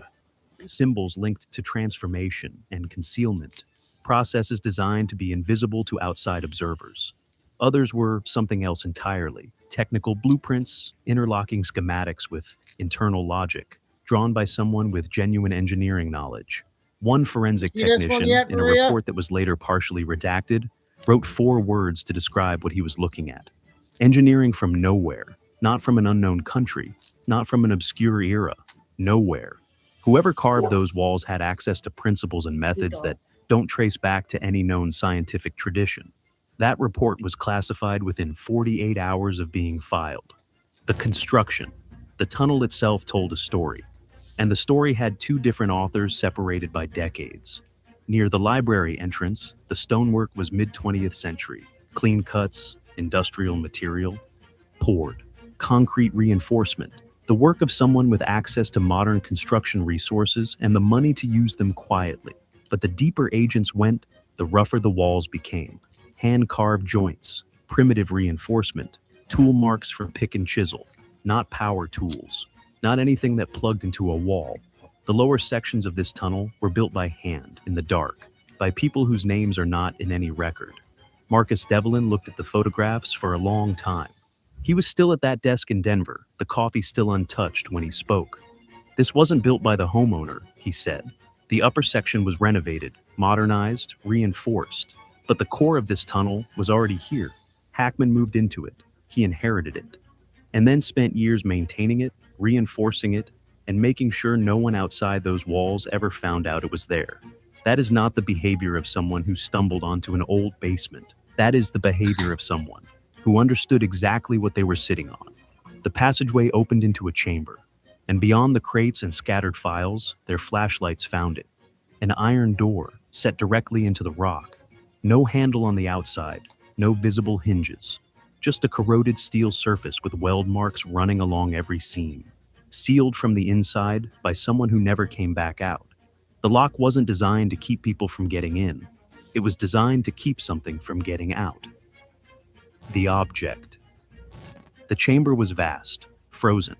Ancient wooden crates stacked against every wall. Some collapsed with age. Contents spilled across the stone floor. And then... Are you researching dental implants? There's a lot of dental offices that'll talk about doing their teeth in a day. In a crate near the center of the room, an agent lifted a cloth and found it. A palm-sized metal cylinder, rotating internal rings. No visible seams anywhere on its surface. He turned it over in his gloved hands for a full minute before calling anyone else over. It looked, he would later tell a colleague, like something cast as a single piece from the inside out. We are aware of in the residence, so there was nothing to show the activity inside or outside the residence, and not at this time, no. Which is a sentence that shouldn't make physical sense, and yet was the only way anyone could describe it. There was no joint, no weld, no seam where components had been assembled. The internal rings rotated freely, with no visible mechanism to explain how. That's not possible, not with what we know how to do. 3 engineers were independently given photographs of the object. None of them knew the others had been consulted. All 3 reached the same conclusion. They could not explain how it was made. The cylinder's fabrication would require manufacturing techniques that did not exist when this tunnel was built. And depending on how old the lower sections of that tunnel are, which no one has officially confirmed, it may require manufacturing techniques that do not exist now. It sat there in a chamber 40 feet underground, under a dead man's house, waiting. The maps. The floor of the chamber wasn't just stone. That's the first thing. Every agent who entered the room said in their debrief, the floor was a map, circular patterns carved across the entire surface. Intricate, deliberate. From the chamber entrance, you could see the scale of it. The whole floor, the whole room, one continuous design. Dr. James Whitfield, who spent 19 years as an FBI forensic analyst and was shown the debrief photographs at his home outside Richmond, Virginia, put on his glasses and leaned forward over his kitchen table. He didn't speak for almost 2 minutes. "Those are star charts," he said. "Whoever carved that floor was mapping specific astronomical alignments, constellations, planetary positions, orbital paths. This required advanced mathematical knowledge. This wasn't decorative. The person who did this was marking something, or marking it for someone else who would know how to read it." He paused. And they were right. Someone did know how to read it. We're reading it right now. The inscriptions on the walls, locked into the floor. Taken together, the chamber was a single integrated document, designed, intentional, built to last, built to be found by the right person at the right time. Marcus Devlin was sent the floor photographs separately. He asked for the wall photographs again. They sent them. He was quiet for a long time. "This is one system," he said. "The walls and the floor. One person designed all of it. The engineering knowledge required, and whatever made that cylinder, these aren't separate things. They come from the same source." Nobody said anything. Nobody had anything to say. The ground beneath Santa Fe. Here's something the news coverage never put together, and it changes everything. The territory surrounding Hackman's estate isn't art galleries and desert sunsets. Los Alamos, birthplace of the atomic bomb, sits just down the road. When a handyman who had been doing work on their property thought things had been a little quiet and decided to go and see what might have happened. The Manhattan Project, nuclear testing, black budget weapons research, all of it within driving distance of Hackman's. Old Front Gate. For decades, locals have talked about underground bunkers carved into the mesa, infrastructure built to survive the end of the surface world. Some facilities are on the record, others appear nowhere. No deed, no permit, no decommission order. They simply stopped being referenced and were never mentioned again. Freedom of Information requests confirmed extensive underground construction in this region during the Cold War. The responsive documents came back with whole pages blacked out. Richard Payne, a retired Department of Energy consultant, who worked on facility assessments in northern New Mexico during the 1990s, chose his words carefully. There are systems under those mesas built to outlast the surface, he said. So what's the deal with that old Victorian house? There have been whispers of... Some were 8 decommissioned, minutes. some were sealed, some were simply forgotten, disconnected from every official record. Marcus Devlin had already been thinking about this. Told about Payne's statement, he didn't hesitate. The steel in that tunnel is military grade, he said. The rivet spacing matches construction techniques from high-security government installations built in the 1950s. A wine cellar doesn't get built like a bank vault. A storage room doesn't get sealed from the inside. What I'm looking at is consistent with a classified government structure, a spur from a larger network that was sealed off and removed from every official document. He paused, which means Hackman may not have built the secret. He may have purchased a property that came with one, a secret already decades old when he moved in, and that he chose, actively and deliberately, to protect for the rest of his life. The neighbors who notice. Third. The neighbors always felt something was wrong. Margaret Calloway owned the adjacent property for 22 years. She still talks about the sounds. Low-frequency vibrations at 2 or 3 in the morning, not plumbing, not heating, something industrial, deep. You felt it in your ribs, she said. She brought it up to Hackman once, over the property line. He gave her a look she still thinks about. Some things are better left below the surface, he told her. She laughed it off at the time. She doesn't laugh anymore. A retired geologist named Frank Delqua, who lived 2 properties east, independently confirmed the vibrations. He set up a portable seismometer one summer. The readings didn't match any natural pattern. Rhythmic, mechanical, something running down there on a schedule. He filed a noise complaint with the county in 2019. It was never followed up on. Others recalled unmarked trucks arriving after dark, gone before sunrise. No invoices, no logos, no Another trace. hour still to go. I remember vividly that when we were lighting a shot Another hour for the back film, at 7. he wouldn't leave the set. Many actors, they say, "Are we done with my shot?" And then they F off back to their trailer. County records show no permitted work during those periods. No contractor ever filed a receipt. During the renovations that first exposed the tunnel entrance, workers found a secondary communication line hardwired into the estate's walls. Wiring predating modern telecom by decades, connecting the main house directly to the chamber below, still functional, still maintained. Who was on the other end? The man who built the silence here is what people forget about Gene Hackman. Before the fortress, before the silence, before he vanished from public life entirely. He was one of the most genuinely warm presences in American film. Not warm in a performed celebrity way, but warm in the way that made strangers feel like they already knew him. His barber in Santa Fe said Hackman would come in every few weeks, sit in the same chair, and spend an hour talking about Hemingway novels and the Kansas weather he grew up in. He tipped double. He remembered people's kids' names, their ages, their little league teams. At the local farmers market, vendors knew him by sight. He'd buy green chilies in bulk and joke about his terrible Spanish. A local librarian recalled the way he'd linger after community events, genuinely interested in whatever conversation he'd stumbled into. Present, curious, in a way most people with his level of fame simply aren't. This was not a man built for isolation. People don't lock themselves away from a world they love unless something forces them to. The surveillance, the legal agreements, the silence of everyone who ever worked that property, the walls, the cameras, the sealed gates. He didn't build all of that because he was eccentric. He built it because something underneath his house required it.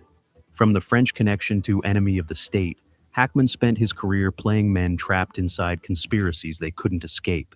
Men who knew too much. Men who built walls because the alternative was worse. Maybe that was never just acting. He died of heart failure at 95. Plausible. But it doesn't explain why a couple with access to the finest healthcare in the world isolated themselves completely in their final days. No doctor calls, no emergency contacts, no staff on the premises. The alarm system active, the internal cameras manually disabled. No record of any call made or received in the final weeks. As if at some point in those last months, Gene Hackman decided the outside world needed to be completely shut out, and then followed through on that decision all the way to the end. two people, alone in a fortress, dying in silence, while something sealed 40 feet beneath them held its breath. The door that remains closed. The tunnel entrance in the library wasn't sealed when agents found it. This gets out, you know how this is going to turn with the, The mechanism had been activated recently. Gene Hackman, a man in his mid-90s, had gone down into that cold, damp passage not long before he died. Why? What was he checking? What was he afraid of? Or was he descending one final time to make sure the thing he had spent his entire life protecting still protected? The FBI has said absolutely nothing publicly about what lies beyond that iron door. No official comment, no leak, no background briefing. In an era where classified documents end up on social media within hours, that level of containment requires active suppression. That silence tells you more than any press conference ever could. FBI forensic teams are still down there. Every artifact, every document, every symbol. Trace DNA. Cryptographic decoding of inscriptions left by hands dead for generations.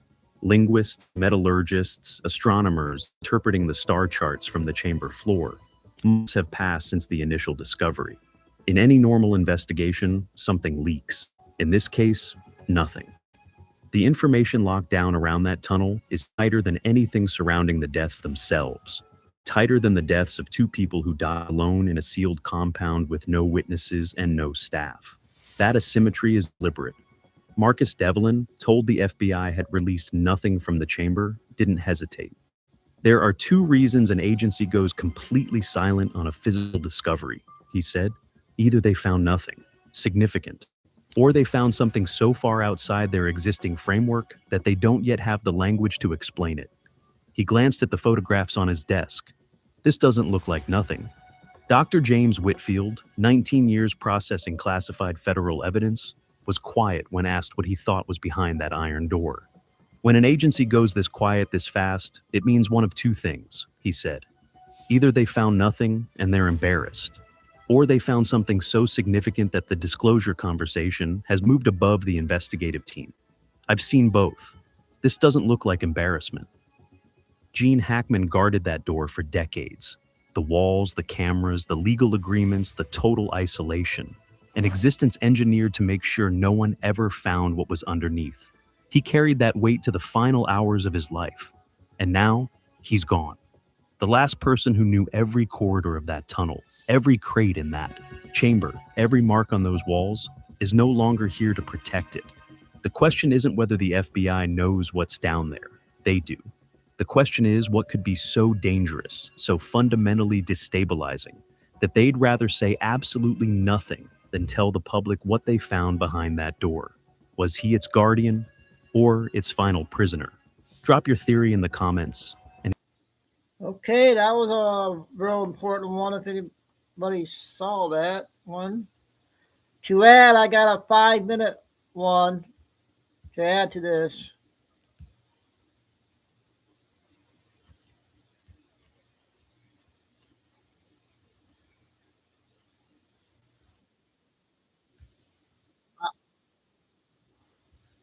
Shoot, this one.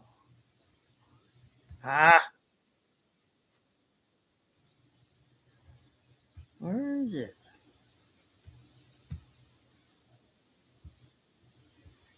Must be the top one. Yep. We'll play this one. You guys know anything about this clip? Was changed. What evidence led to that reversal? And whether it has any one has a impact lot of on the views on it. timeline, the theory of the case, I have a lot of questions about this. I want to bring on Joseph Scott Morgan, forensic expert, certified death investigator from Jacksonville State University, host of the Body Bags podcast. Great to see you, my friend. You reviewed the amendment page of the death certificate with the pregnancy status. It's changed. How unusual is that? Why would that change happen? I mean, what does that signal to you? Well, it's not unusual to have an amendment to a death certificate. And just to understand, when I say death certificate, this is actually, I guess we could call it an addenda to the actual death certificate. This is a listing. This is an amendment page.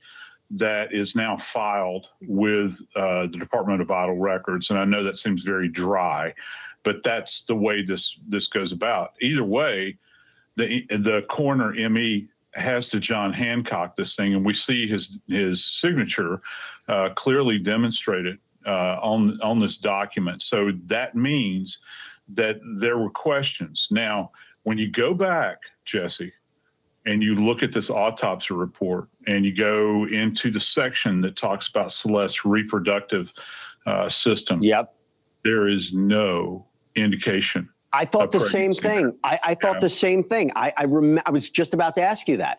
There's nothing that says abnormalities that would indicate that she was pregnant. So what am I not? I'm not sure I understand what's going on here. I might have a hint. Please. I'm not sure. Anybody know about this just one? so folks understand, when we do an autopsy on a female, we will do the dissection on the reproductive organs, vagina, uterus, this sort of thing. And so we're looking for changes that are relative to being consistent with pregnancy. You want to grossly observe if, in fact, there is life growing within her, correct? They didn't see that, or at least they don't make note of that. Also, there are hormonal tests. I'm thinking right now of actually HCG is the hormone that you're looking for. And given her advanced state of decomposition, that's not a possibility. Here's the hint. I think that maybe at some point in time, someone may have hinted at this.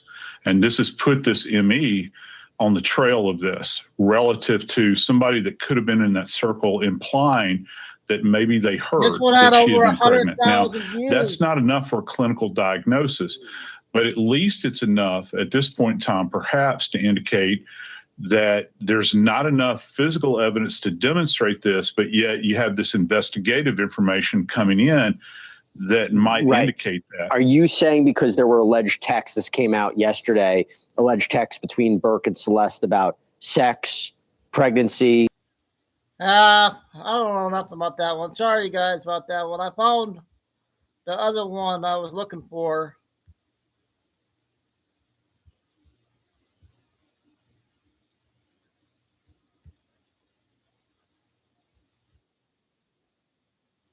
Here's another update on the Hackman, including newly released video. That's Gene Hackman. Gene Hackman, the actor. Gene Hackman was found dead inside a sealed $4 million compound in Santa Fe, and his wife had already been dead for a week before anyone knew. When federal agents finally forced their way through those gates, they weren't prepared for what they found beneath his private library. A hidden tunnel, a chamber locked from the inside.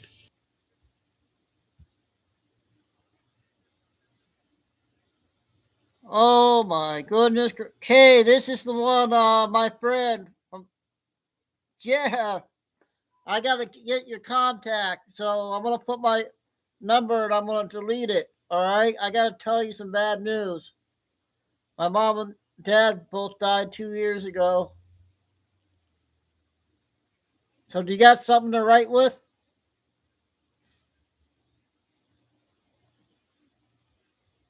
This is my friend from school, you guys, I grew up with.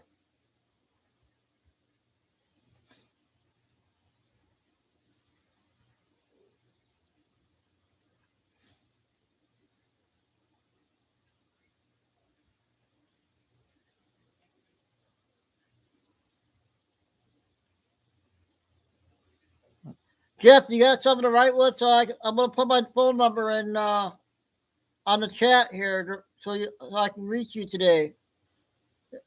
So I have something to write with, and I'm going to.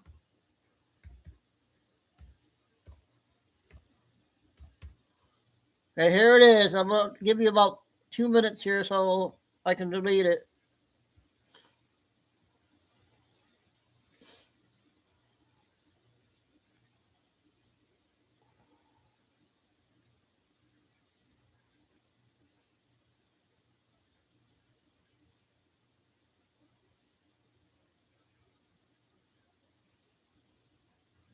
You get it?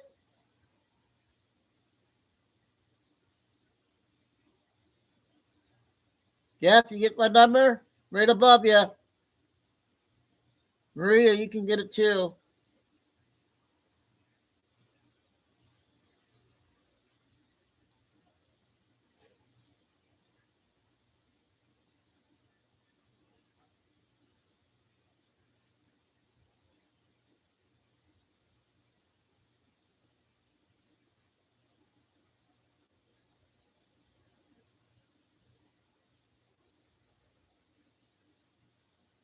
Me and Kay were just talking about you the other day.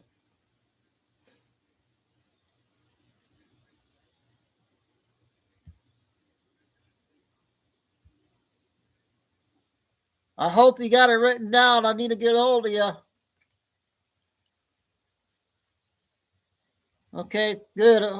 Text me when you can.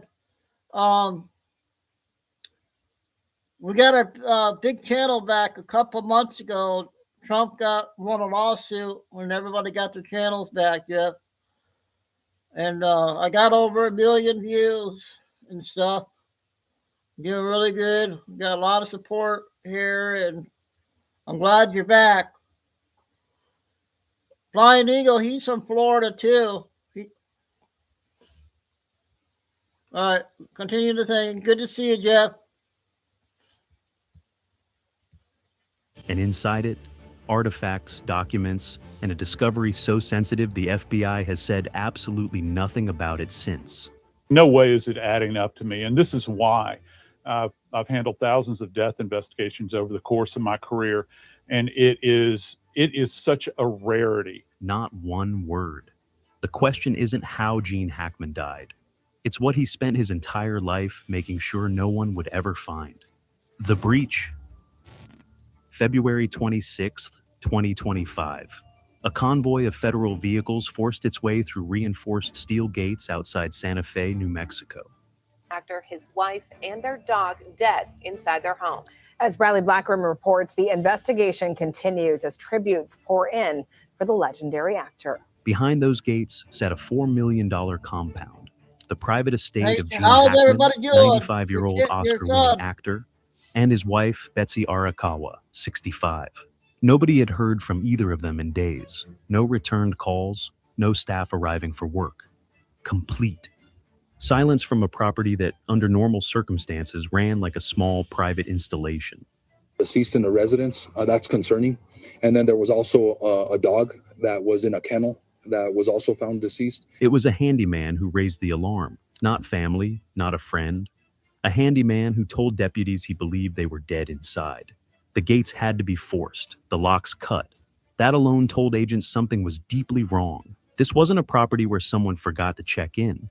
Everything about this compound was engineered to stay sealed unless someone on the inside chose to open it. Gene Hackman and Betsy Arakawa were found dead inside the mansion, alongside their dog. Betsy had died roughly a week before Gene, a severe viral infection. Gene, heart failure, natural causes, case closed on paper. The Santa Fe Sheriff's Department told the public there were no signs of foul play. But in that same statement, they admitted the scene required a full forensic search of the entire property. Federal teams, thermal imaging, forensic specialists, no foul play, but suspicious enough for all of that. Those two things don't belong in the same sentence. The timeline makes it worse. Betsy died 7 days before Gene. That means Hackman was alive in that house with his wife's body for up to a week. No call for help, no attempt to reach anyone. The alarm system was still active. The internal cameras had been manually disabled. What keeps a man silent for 7 days in a house with a dead loved one? Fear? Duty? Or the knowledge that calling for help meant letting strangers inside? And strangers would find what was underneath. The fortress. Gene Hackman's estate wasn't a home. It was an installation. Dense forest on every side. Stone walls around the perimeter. Motion sensors at every access point. Thermal cameras. Surveillance rivaling government black sites. The staff were handpicked, vetted, and bound by legal agreements so tight that not one of them ever spoke publicly about what went on inside those walls. Decades of employees, gardeners, housekeepers, maintenance workers, and not a single leak. In the age of social media, that kind of silence doesn't happen by accident. It's enforced. These weren't casual NDAs. Former employees were prohibited from discussing not just what they saw, but the layout of the grounds. And then do it in the places or settings which God has caused to appeal to you most, and for those purposes which God most needs to have done in the world. Visitor names, and even the daily schedule. Building permit requests for the estate came back redacted.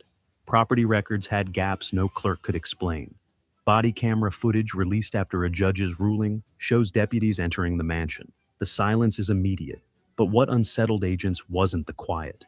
It was the evidence that someone had been busy before they arrived. Furniture dragged across hardwood floors. Now with new details on the... So how come that story is not on the news no more? They sure stopped that story, you guys, right? Kaufman's death. Okay, I got two big ones coming up, two 20-minute ones. We got the funny lady on YouTube has a big one, and then the other one is a bank guy got arrested a couple days ago.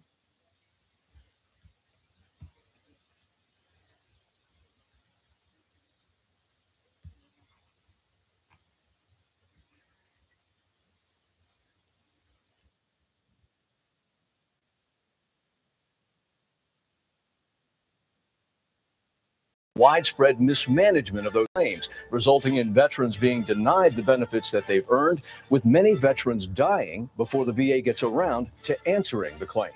5:41 a.m., Chicago, Illinois. The city held its breath as if something was about to happen. No traffic, no voices, only the sharp whistle of the wind cutting through empty streets and the cold glow of streetlights reflecting off a towering financial building in the heart of downtown. Inside that building, something was about to be exposed. Not paperwork, not routine business, but a massive fraud, one that would become one of the largest savings scandals in American history. This morning, that trust was about to collapse. No sirens, no warnings. Only the low, controlled rumble of unmarked vehicles slowly moving into position. Within minutes, 18 federal and state vehicles surrounded a heavily secured administrative complex under the Financial Banking Authority, the most trusted institution in the region, a place where thousands of American veterans had entrusted their life savings, believing it was safe. A coordinated task force. 42 investigators from state audit agencies, federal inspectors, and special agents moved in. Dressed in tactical jackets and protective vests, they carried sealed search warrants, digital evidence kits, and black containers labeled Financial Crimes Unit and Forensic Data Extraction. Not sure if you saw the news, but Fox News is claiming President Trump is declining in the polls. President Trump responded and says Fox News poll. At exactly 5:51 a.m., the operation began. This was not an audit. This was a systematic takedown. At the main entrance, the command was given, calm, firm, and controlled. A steel hammer struck once. Then again, the door frame bent, the lock shattered, and within seconds, the silent building erupted into chaos. Alarms blared. Heavy footsteps echoed across marble hallways. Security personnel rushed to lock down offices, cut internal communications, and block access to the core banking system before any calls could be made. In under 90 seconds, the entire executive office area was sealed. Inside multiple secured offices, investigators began collecting files labeled Retirement Fund Accounts and Veteran Savings Division. Hard drives and encrypted terminals were disconnected. A private server cluster, never listed in any official legal records, was taken offline. On the surface, everything appeared legitimate. Clean records, approved accounts, routine processing. But behind those files, the numbers began to reveal a fraud so massive it was almost impossible to comprehend. According to state estimates and sealed audit reports finalized in late 2025, more than $1.2 billion had been siphoned from protected savings accounts. The funds were directly tied to over 200,000 retired service members and wounded veterans, individuals who had given everything, now unknowingly circulating inside a system they trusted, without consent, without awareness. Investigators now believe the network had been diverting $18 to $22 million per month, quietly, consistently, without triggering a single internal alert. What they found inside was far worse than expected. Over 2,500 account records were falsified. duplicate identities, and most alarming, transactions were still being processed under accounts marked inactive, even belonging to deceased individuals. Some of these accounts had been dormant for years, yet the money never stopped moving. As investigators reviewed the records, one name began to surface repeatedly: Thomas Blake Ellison, a senior banking executive overseeing accounts tied to veteran benefit deposits, including funds originating from U.S. Department of Veterans Affairs programs. His name wasn't on approvals. It was embedded across internal routing logs, override protocols, and system-level authorizations. Because when $1.2 billion can vanish through checked boxes labeled approved and electronic signatures, this is no longer fraud. This is institutional betrayal at the highest level. If this level of corruption sends a chill down your spine, don't look away. Make sure to subscribe and hit like, because what investigators are about to uncover goes far beyond Chicago. Renowned banks continue to aid and abet illegal money laundering. If you come to America to rob Americans, we're throwing you in jail and we're sending you back to the place from where you came. We're throwing you right in jail. By 6:07 a.m., the operation had shifted from containment to analysis. The doors were locked, the executive floor was sealed, and inside the Central Records Archive, federal forensic teams began opening the first wave of accounting files. Because this network was not simply stealing money, it was converting trust into profit at a scale that directly impacted the financial lifelines of millions of retired Americans. Within the first 30 minutes, analysts uncovered an anomaly too large to ignore. A sample of just 200 accounts revealed irregular withdrawals totaling more than $18.4 million. Transactions with no corresponding authorization records, savings accounts, retirement plans, long-term deposits tied to former service members vanishing, and more than 2,500 account records were nothing more than shells. That was only the beginning.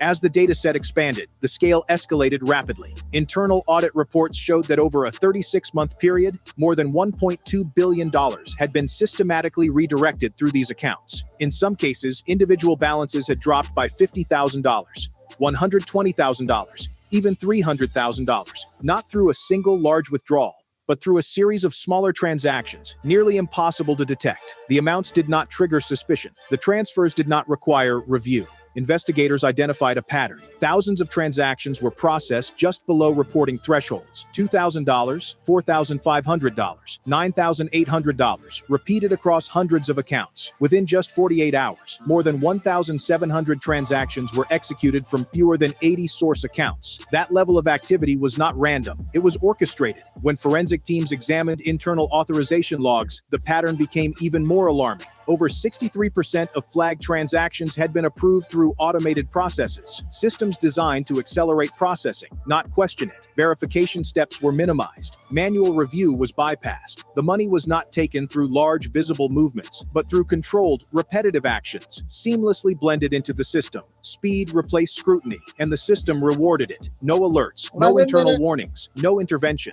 Financial analysis revealed that a portion of these siphoned funds was being routed into external networks already under federal surveillance. Operations tied to interstate drug distribution and organized prostitution rings across Florida, Texas, Illinois, and California. This was no longer just benefit theft. This was fuel for systems built on dependency, exploitation, and silence. Every transfer was planned. Timing patterns, weekly cycles, monthly distributions, quarterly adjustments. This was not a database. This was a command system. By the end of the first hour, one conclusion became unavoidable. This facility was not being used to hide illegal activity. It was being used to manage it, to scale it, optimize it, and keep it invisible.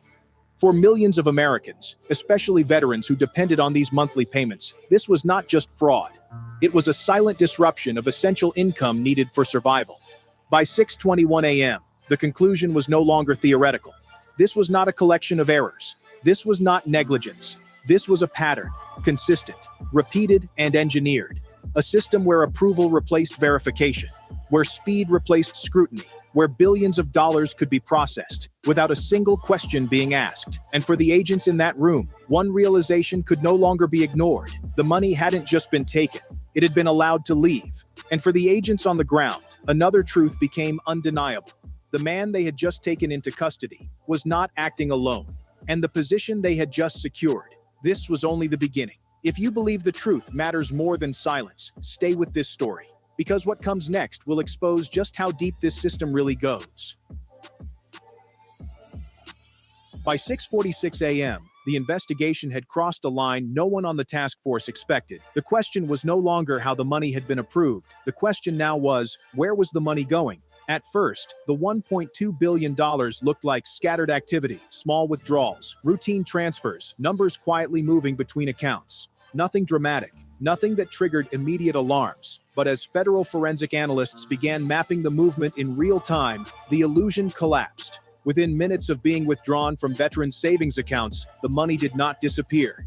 It was broken apart. Transfers were split into precise amounts: $2,100, $4,800, $9,600, just below thresholds that would normally trigger federal alerts.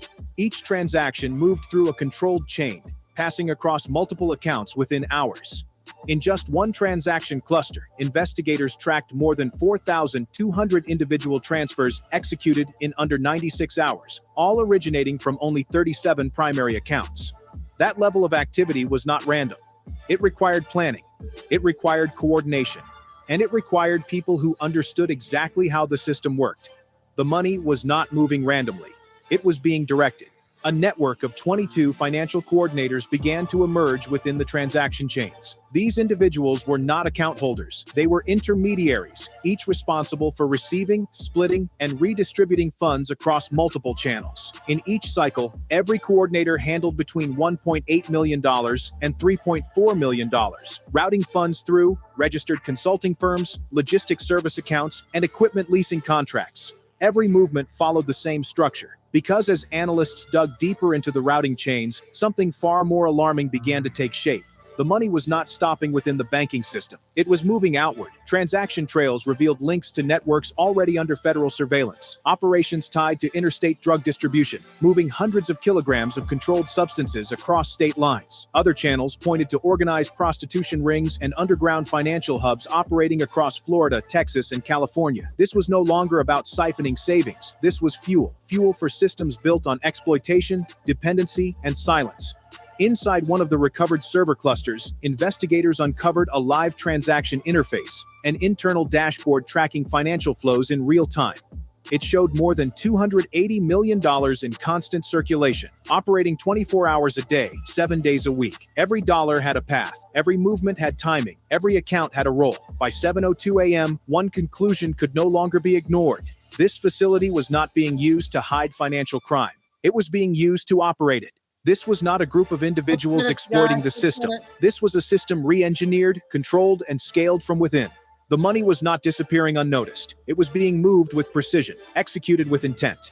For the agents standing in that room, watching billions of dollars move across screens with calculated precision, one truth became chillingly clear. They were no longer investigating fraud. They were standing inside a system that had been transformed into something else entirely. If networks like this can operate silently for years, the question becomes, how many are still running right now? If you believe systems like this should be shut down permanently, comment, "Stop it," because what happens next will determine whether this system can ever be trusted again. Come celebrate everything outdoors at Blaine's Fest with 3 days of exclusive savings, interactive games, and By 7:18 a.m., the scope of the operation had changed. What began as a controlled breach inside a single executive office had now expanded far beyond the building. The evidence was no longer contained. It was spreading across systems, across states, across networks that had been operating silently for years. Federal authorization was issued immediately. No press conference, no public warning, only coordination. Within minutes, task forces were activated across 4 states: Florida, Texas, Illinois, and California. More than 420 federal agents from multi-agency units moved into position simultaneously. Financial crime divisions, narcotics units, and cyber investigation teams were deployed under a single directive. This was no longer an investigation. This was a takedown. At exactly 7:32 a.m., 28 search warrants were executed at once. Locations that once appeared ordinary, consulting offices, financial service firms, logistics companies, were breached and secured. From the outside, they looked legitimate. Registered businesses, licensed operations, complete documentation. But inside, the same cycle repeated. Rows of encrypted workstations, dedicated servers running transaction routing software, live dashboards tracking the movement of money across multiple accounts. At one facility in Houston, agents recovered 13 high-capacity servers, storing transaction histories linked to more than 2,900 fabricated identities. Many of those identities had been reused across multiple regions, cycling through savings accounts, transfer chains, and shell companies without detection. But the financial system was only part of the operation, because at a secondary warehouse located less than 12 miles from that site, investigators uncovered something that expanded the case even further. Hidden behind a false storage wall, they recovered approximately 120 kilograms of packaged narcotics, prepared for distribution. Alongside it were shipping documents, encrypted transaction logs, and delivery schedules that aligned directly with the financial activity traced inside the bank. At the same time, financial enforcement units activated immediate containment measures. More than 870 bank accounts were frozen in under 18 minutes. Transaction chains that had been running continuously for over 3 years came to an abrupt halt. Routing cycles failed. Automated transfers stopped mid-process. For the first time, the system slowed. Then came the arrests. At 8:06 a.m., the first wave began. In less than an hour, 58 individuals were taken into custody. These were not low-level participants. They were coordinators, managers, system operators. Among them were the 22 financial intermediaries previously identified in the transaction network, individuals who had directly moved millions of dollars per cycle, masking each transfer beneath layers of legitimate business activity. But the most critical discovery came after that. Some of those arrested were not external actors. They were insiders, authorized employees with access to internal banking systems, individuals capable of approving accounts, accelerating processing times, and bypassing compliance checks without triggering review protocols. For years, they had not been working around the system. They had become part of it. Asset seizure teams moved quickly. By mid-morning, federal authorities had seized more than $410 million in assets, including $68 million in cash, multiple forms of cryptocurrency, and controlling stakes in shell companies used to circulate funds. The structure that had silently moved over $1 billion was beginning to fracture. But as the network collapsed, something else emerged. Inside a secured data cluster recovered from one of the satellite offices, investigators uncovered a secondary list. Not account holders, not transaction records, names, individuals who had not directly executed the operation, but had protected it. And at that moment, reality shifted once again. This network was not just operating within the system. It had been shielded from above, but the structure behind it had not yet been fully exposed. A new era of American shipbuilding is here. That was another big one there. I got 2 more big ones, you guys. The YouTube lady is about 20, and I got that one older lady, 15. Then I'll be back at 7, Jeff and everybody. And I hope you can text me after the show or call.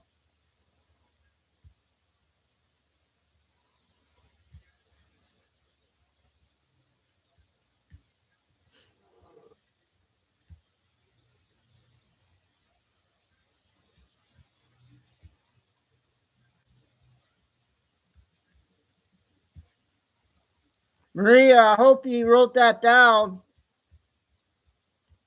Did you write it down, Marina?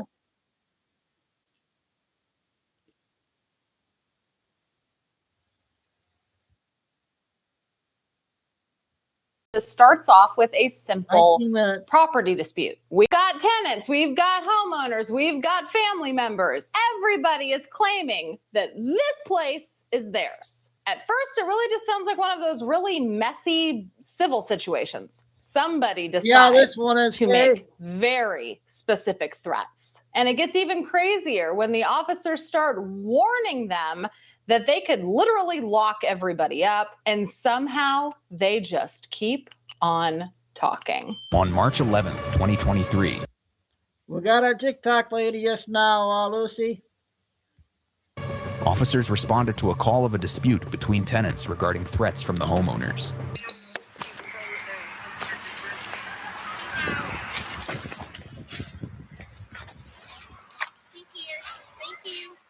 Man, look, we're trying to just get in our house. My uncle said he's going to get the lights over in my name because they ain't supposed to be on that pole there. They're supposed to have their own pole. But she's talking about, oh, y'all told us, we never told these motherfuckers they could turn our property into no goddamn trailer park. They want to turn it into a damn camper place. So we got here, there was board on my damn door. You'll see it laying down over there. I snatched some off and went inside with my refrigerator and everything. But next week, the lights is going to be in my name, or my aunt's name, or Papa's name, one of them's name. But we got to get them the hell out of here. So I'm going to tell you, I'll tell you exact words that I have my number in chat. I will be hurt these. I'm retarded too. I got a special ed diploma, and I don't put my tempers like that. So you mess with me and my family. We're not out here bothering them, so they need to stay back there in their camper as long as they gonna be here and leave us the hell alone. And if they don't, I'm going to get me a damn gun. Okay. Oh, no, don't. Oh, no. She did not just say that in front of the police officer that if they don't stop, she's going to go get a pew-pew. Really? Really? You're going to make indirect threats to these people in front of a police officer that has a body cam on? Oh, and we are deep in the country. We are deep in the country, y'all. I'm going to have to keep my country from coming out while I watch and respond to these hillbillies. And do not get me wrong, I have no problem with hillbillies, but there is one thing that is on my mind while watching this brief interaction that we are just getting started with. And that thought is Jerry.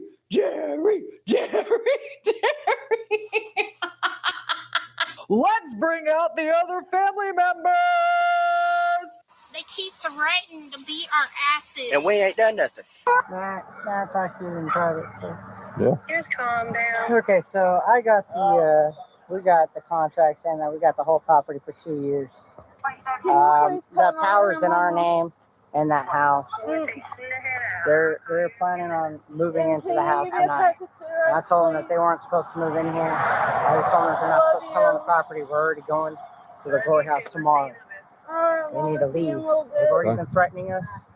I've already given you guys plenty of evidence with all the threats. And I don't want them here because Saturday is my birthday. And I'm going to try to have a good day, and I don't want them here. They've already started a bunch of stuff, talking about kicking our ass, putting hands on us. Who is they? The boyfriend. And he said it to a cop. And we at the house. We're going to the courthouse to get an eviction. Okay, not that one. It's this one. My husband's on the phone with the sheriff again. And he was talking to a sheriff when he said this stuff about beating my ass. Okay, it's not that one. Sorry. They sent me so many. I don't know how to take a bath. It's 3 weeks we had no water because of them. They're trying to touch my water well, which I paid for. They're trying to use their power too. See? And that's him right there. Talking about he's going to us up, he's going to put hands on us. He's been threatening us almost every day. He calls us saying he's going to pick us up, burn our house down, and everything, burn down my RV. So already it seems like this group of family members are the ones that should be there, right? She said that they have a contract for 2 years. The water is in her name. I'm like trying to follow all of this. I can't lie, you guys. I am trying to follow this while not just solely focusing on their country bumpkin accents. And I'm not saying that in a mean way. I wish I had a cute accent like that. Like, I wish that I had a little bit of country. You know what I'm saying? Like, I wish I did. I find, accents endearing. And so as they're talking, I'm like listening to their accents because it's just like so stereotypical country bumpkin. And so I'm doing my best here. I'm trying to focus on what they're saying and not how they're saying it. But it sounds like this little group that's right here in front of the sheriff's truck, the poor girl that's having her birthday on Saturday. It sounds like they have a contract to live there. Water is in their name. And maybe it sounds like the other group are the actual property owners trying to get them to vacate. I don't know. I'm trying to follow, but clearly the other group is making threats to this group because, she's got on, voicemail where he's saying that he's going to come beat their ass and everything. Talking about setting fire to their property. Are you kidding me? You can't be doing that kind of shit, especially when these people have a contract to live there. If they have a contract to live there. Who owns the property? They own it, but we're renting it for 2 years. I already paid them up front 2 years. I got a contract and everything. They're supposed to leave. They're not supposed to be on this property at all. Okay. And I'd like them gone. because at this point they're actually intruding because we're renting the property. They don't just get to move in just because they feel that they get to do whatever they want. Their feelings doesn't matter to them. What the law says what matters, and this is a law issue. And they need to Well, I think that part, though, that's not really up to the police department either. That's a civil matter. It's not a criminal matter. Now, the whole threatening thing, that's when the police can step in and remove somebody if they're making threats on your life. But, I mean, when it comes to them kicking you out because they want to move in, you might have to go to court for that. I mean, I don't know. I could be totally wrong. I've never been a landlord, nor have I ever been a tenant in a situation where a landlord wanted to remove me so that they could move back in. I'm fairly certain that they can do that, but they can't just like show up on your doorstep and, you know, tell you to get the out. I think they have to give you like 30 days notice at least to be like, hey, I'm terminating your lease. And as the property owner, I'm pretty sure that they can do that. I'm pretty sure that they can say, okay, I'm terminating your lease. I'll refund you any money that you've paid because I need my property back, or if they intend to sell it or something. You know, I did have a friend who was renting a house from somebody that decided that they wanted to sell the property, and they didn't want to have to sell the property to someone who wanted to be a landlord. They wanted to be able to sell the property to someone who wanted to actually live in it. So they had to give adequate notice, like, hey, I understand that you have a lease, but I want to sell the house and you got to go. You got to move out. You got to move out. But I think they got, 60 or 90 day notice, but at least give them 30 days. And I have a very, very strong suspicion that these people did not give them a 30-day notice. They probably just showed up on the doorstep and they were like, you gots to go. We want to live here now. It's our house. Get the out. But they've also been calling and threatening them for a while now. So maybe they did give them adequate notice. I feel like we're missing a lot of puzzle pieces here. And I'm just an innocent man. Hey! Give me just a second, all right?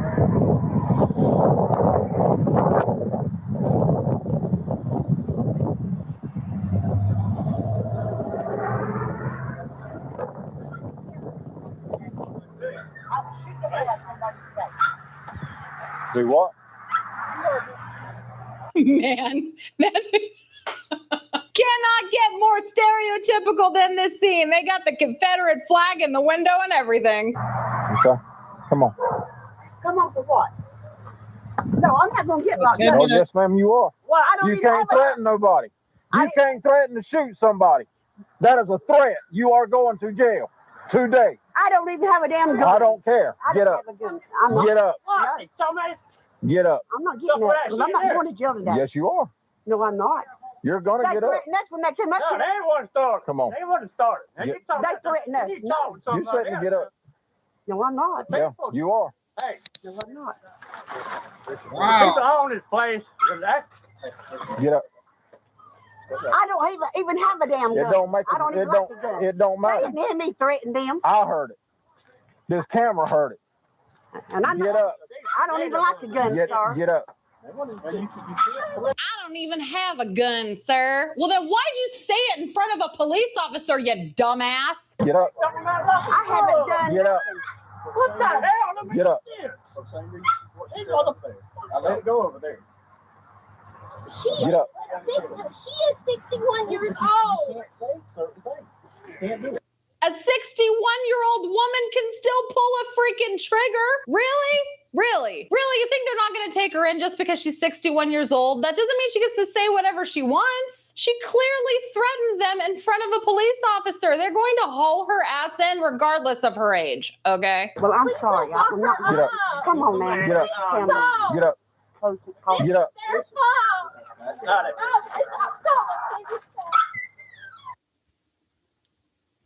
Well, when you threaten somebody, you got to pay the price, right, you guys? She really did it, and it doesn't matter how old you are. Come on. I'm going to tell you one more time. I'm getting at it. Honey, you can't say certain things. Well, I'm not going to hurt nobody. But we don't know that. I won't. I promise. Come on, sir. Of all these people, I was not expecting this 61-year-old woman to be the first one in handcuffs. I don't know how many of them are going to get arrested. If she's the only one, I'm going to be surprised because that dude over there is clearly being aggressive. So I wouldn't be surprised if they put him in handcuffs next. We heard the threats over voicemail and it was clearly a man. Don't do this. And my boys are here. Please don't. Y'all better block them up for threatening mine. That you might threaten us, sir. They're the ones that Come on, sir. Come on. Come on. Come on. Please don't. Come on. Please don't do this, sir. Come on. We're going to walk right over here to this silver truck. That you might threaten us. they're the ones that supposed to be here. Hey, listen to me. Listen to me. I understand you upset. Listen to me. I understand you upset. Back up. I know. Calm down and back up. Because we finna lock every damn body up. You understand what I'm telling you? I'm just trying to help my nephew and myself. Move back in there. Do I need to get a bus out here and lock everybody on this property up? Because we got enough for disorderly house on you, and everybody that lives here. Jerry.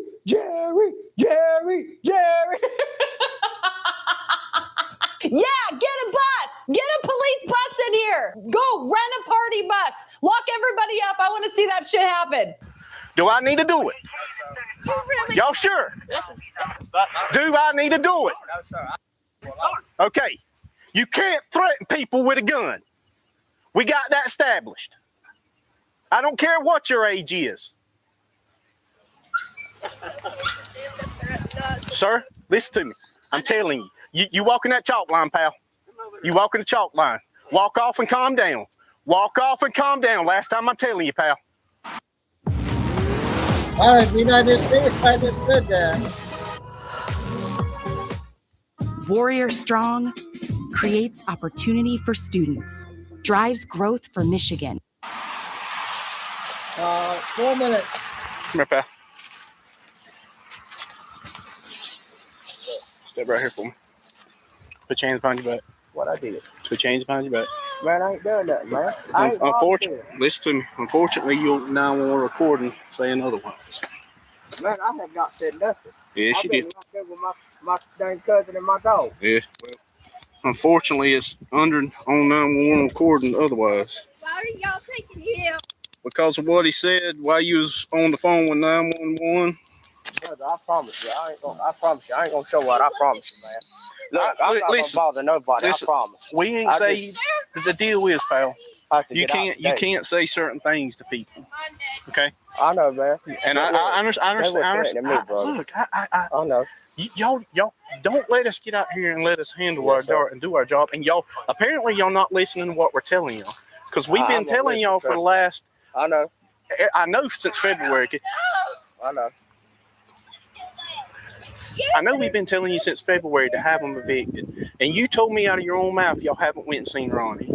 Okay, we're going Monday. The deal is it's going to escalate to somebody really gets hurt. Yes, well, no, I ain't gonna hurt nobody. That's why I call y'all. That's why I choose to call y'all, man. And I but I understand that. But when to my wife. But when you start, Whenever you say you're going to beat somebody's ass and they take you for real and they jump on you, man, I know. I'll just let them hit you because I ain't gonna hit no girl. But what if they say there's been threats made saying y'all gonna shoot? Hang on. I said there has been. Just like was that your mother-in-law? Before whoever made that threat doesn't start shooting. Exactly. Was that your mother-in-law or whoever that is? No, that's my auntie in the car. Now that's my mama. She talked to on the phone. I think.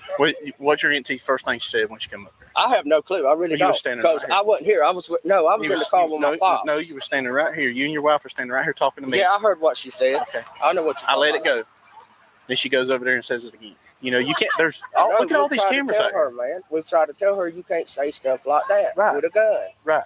But you also you can't threaten to beat people. I mean, it doesn't matter. They can't. It doesn't matter what they threaten, honey. I promise you, it doesn't.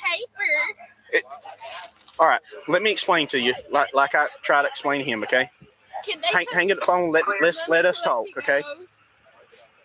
Because obviously the repeated conversation of the deputies that's been out here for the past 8 months, y'all are not listening to them. Okay.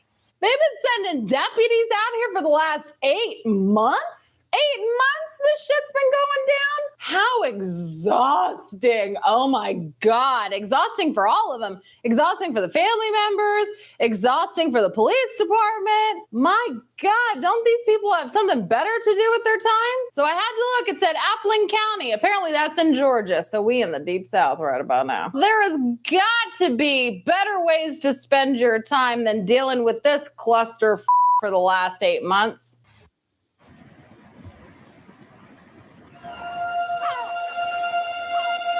I'm just a kid from rural Virginia, and growing up, the biggest adventure. We have the money. Listen. He'll work with you. Ronnie Lewis will work with you, okay? But before it gets to the point where we're starting to threaten to kill people, and the reason why he's locked up is the phone call that you made to 911. The threats that he made on a recorded 911 line, she's got it recorded. That's why he's locked up. I wasn't playing to none of y'all a while ago when I told y'all there's more than enough to lock everybody in this yard up. Listen and let me talk, okay?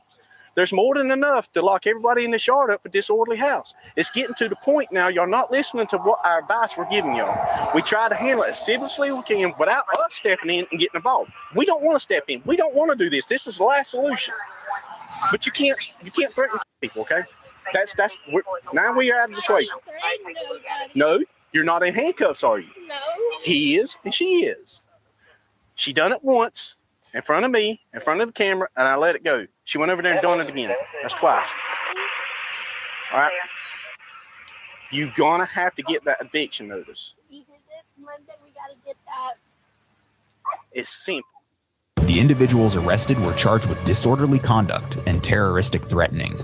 Yeah, so they are perfectly able to get these people out of the house if they want to take over residency, but they have to go through the proper channels. They have to go through the court system. They have to do the whole eviction process thing. They can't just show up on the doorstep and demand that they leave. There is a contract. It's a rental agreement. If they've already paid their rent, they get to live there per the law. You can't just do that thing. Threats of bodily harm does not replace a court eviction notice. My God, that one was crazy. And you can't say things like that in front of a police officer and then just be like, I was just kidding. I don't even have a gun. It doesn't matter if you didn't mean it. It doesn't matter if you're mad. And it definitely doesn't matter when the other side is also wrong. When you do that, it's no longer a property issue.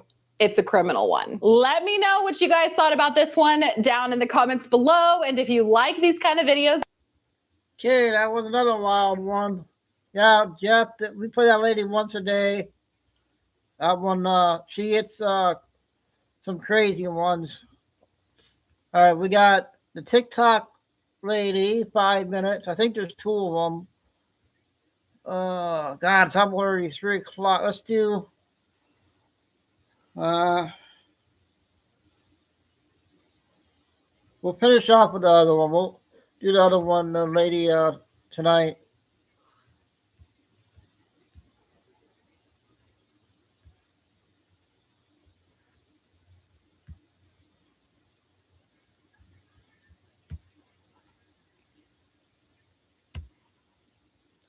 So this will be the last one till 7 tonight, you guys.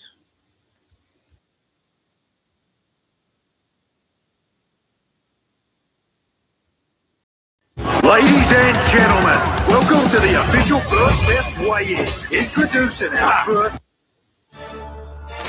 A major lawsuit filed against the owners and operators of 4 nursing homes in New York. This case involves we the didn't play this largest one, have we, fraud scheme guys? in terms of loss amount ever charged in the history of the Medicare fraud strike force. 5:18 a.m., Bronx, New York. The neighborhood, no traffic, no voices, only the low hum of engines cutting through the cold morning air. Headlights pointed directly at a nursing home that families across the city had trusted for years. But on that morning, that trust collapsed because New York was about to face the largest healthcare fraud case in American history. Then suddenly, everything moved at once without warning. Only a controlled, low rumble echoed as a convoy of unmarked SUVs moved into position. Within seconds, more than 60 federal agents from the Federal Bureau of Investigation and the Drug Enforcement Administration, along with healthcare fraud investigators and federal auditors, sealed off every entrance. They carried sealed search warrants, digital extraction kits, and evidence containers marked for financial crimes and healthcare fraud. This was not a routine inspection. This was a federal healthcare fraud takedown. At exactly 5:21 a.m., the command was given. An enhanced entry team moved forward. The reinforced door leading into the administrative wing was breached. Agents entered with precision, bypassing patient rooms and heading straight for executive offices, records archives, and digital storage units.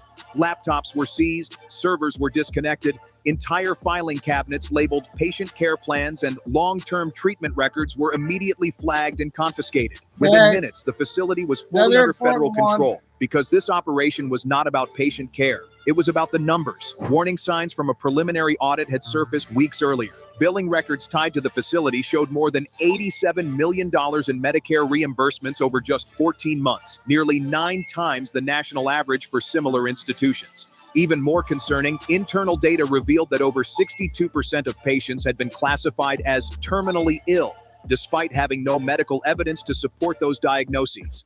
And that was only the beginning. Within the first hour, a preliminary review of just 300 elderly patient records uncovered irregular billing totaling more than $4.6 million. And that was only a fraction of the data, because this facility was not operating alone. Federal investigators now believe this location was not an isolated case. It was a critical link in a much larger network, one that may have siphoned more than $1.8 billion over several years, exploiting a system designed to provide care and turning it into a profit machine. Because as agents pushed deeper into the system, one truth became impossible to ignore. This network was not built overnight. It had been operating quietly, systematically for years, hidden behind medical certifications, insurance approvals, and a system designed to be trusted without question. This was not just fraud. This was a betrayal of the most vulnerable. Make sure to subscribe to the channel and like this video, because what investigators uncover next will reveal a system far larger and far more dangerous than anyone. Don't wait until it's too late. Schedule your free roof inspection with Mills Siding and Roofing. Trying to predict the future is a hazardous occupation. The only thing we can be sure of is that it will be one ever imagined. The probe also claims the owners diverted tens of millions of Medicaid funds to themselves while intentionally understaffing the facilities between 2019 and 2024. By 6:02 a.m., the operation had shifted direction. They were now examining a system, a network of nursing homes, all interconnected and all operating under the control of 2 individuals, Kenneth Rosenberg and Daryl Hagler. This was not a small operation, not just a single building, but a structure that had quietly expanded across multiple locations, processing millions of dollars in patient payments and federal healthcare funds every year. As analysts expanded the data set, the scale escalated rapidly. Internal billing logs showed that over a 36-month period, the facility processed claims linked to more than 4,800 patients, with total reimbursements exceeding $312 million.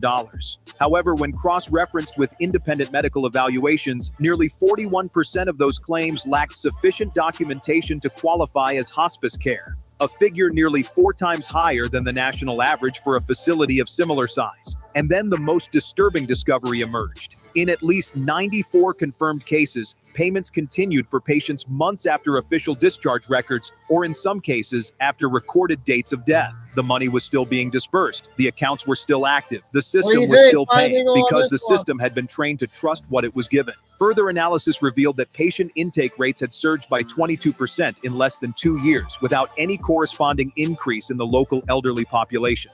In some reporting periods, the facility admitted an average of 18 new hospice patients per week, a rate nearly 4 times higher than comparable facilities in the state of New York. On paper, it appeared to be growth. In reality, it was acceleration without verification.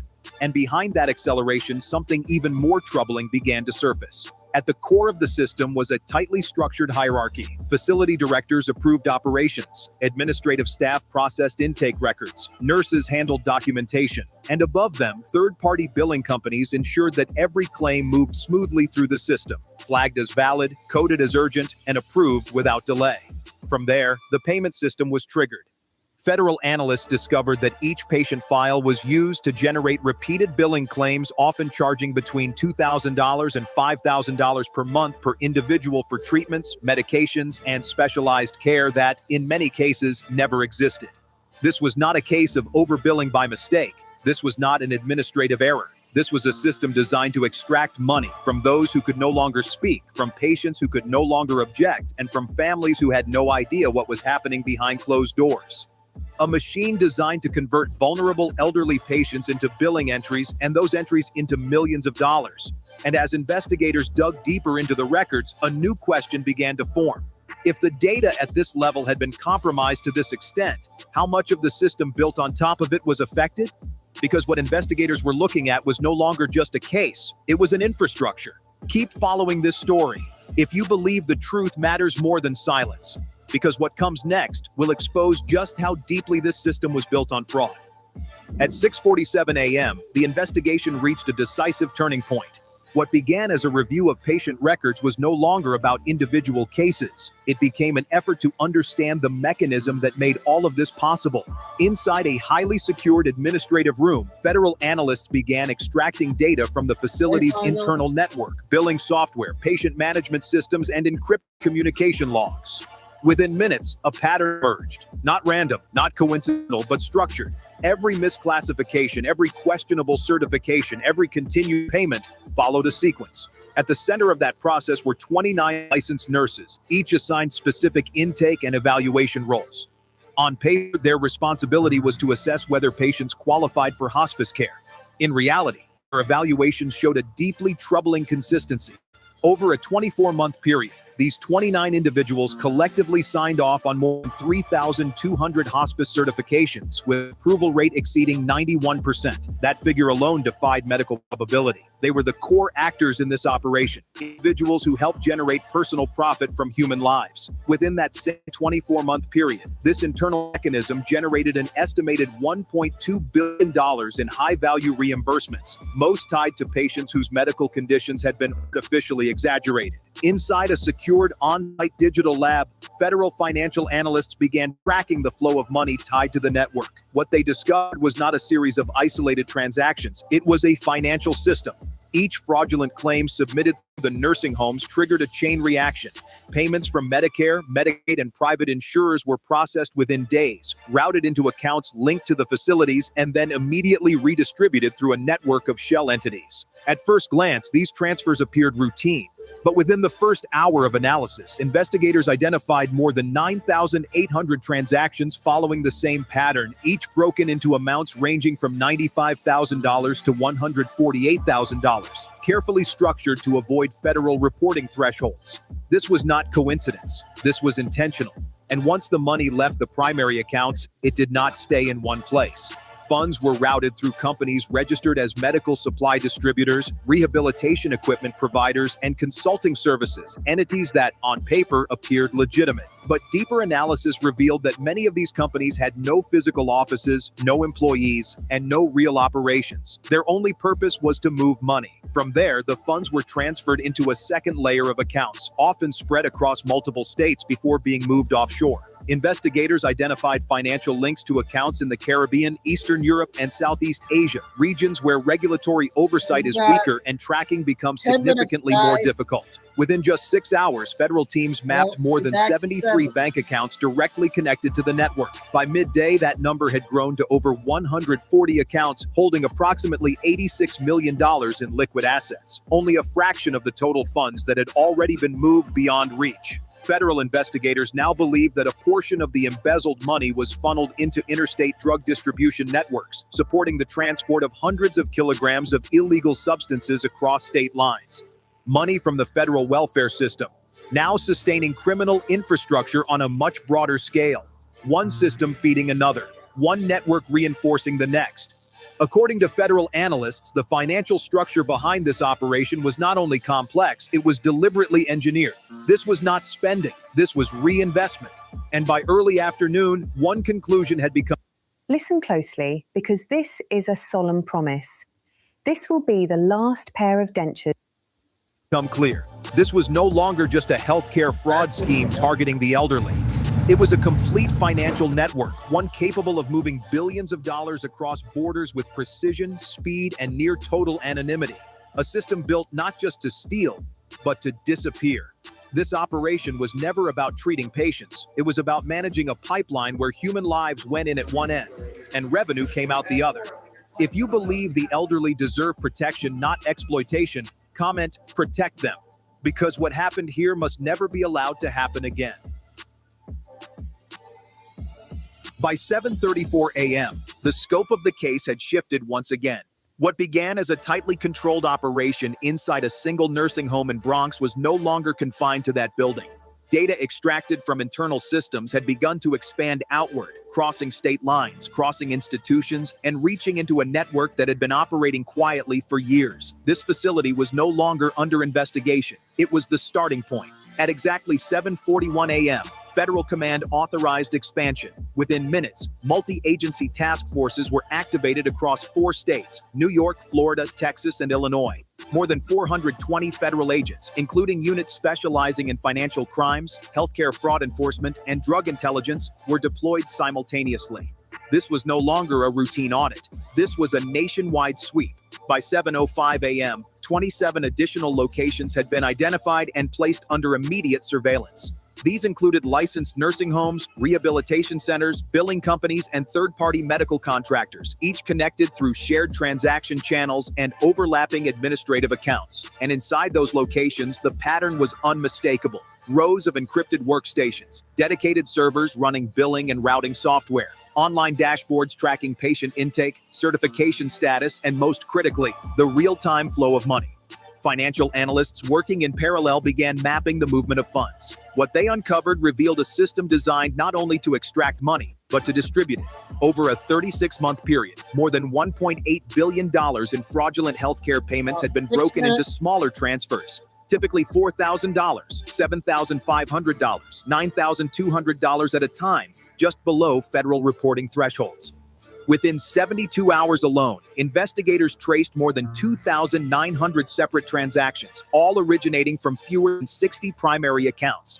That level of coordination required precision, it required planning, and it required protection. But the most alarming discovery came from the pharmaceutical side of the operation. Across 9 different facilities, federal personnel recovered controlled substances that did not match official supply records. Bottles labeled as standard pain medication were found to contain counterfeit drugs, with chemical compositions inconsistent with prescriptions approved by the Food and Drug Administration. Further analysis revealed traces of synthetic opioids, including compounds consistent with fentanyl derivatives. These were not isolated errors. These were deliberate substitutions. In some cases, patients were prescribed medications that were never legitimately dispensed, while the billing system recorded full treatment cycles. In others, weaker or diluted drugs were used while expensive narcotics were still billed at full price. And at no fewer than 3 facilities, investigators found evidence that excess inventory, medications never administered to patients, had been diverted outward. Federal drug distribution channels are now under investigation. By 7:18 a.m., the line between healthcare fraud and drug trafficking began to blur. This was no longer just a financial crime. This was a dual-layer system, one that extracted money from the vulnerable while redirecting resources into networks built on addiction, dependency, and silence. Inside a heavily secured location in Florida, agents discovered a storage site containing more than 48,000 unregistered pills, many untraceable, packaged without valid documentation. Estimated black market value placed the seizure at more than $3.6 million, and that was just one location.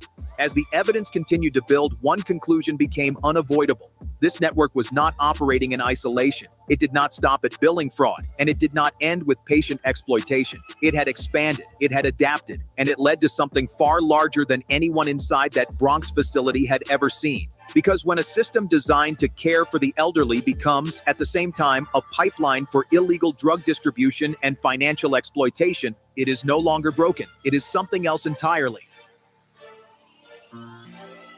By 9:03 a.m., the operation had entered its final phase. What began in silence at a single nursing home had triggered a chain reaction across multiple states. The system shut down. A network that had processed millions of dollars each week was disrupted, suddenly, completely. And for the first time in years, it stopped. Arrest warrants were executed immediately.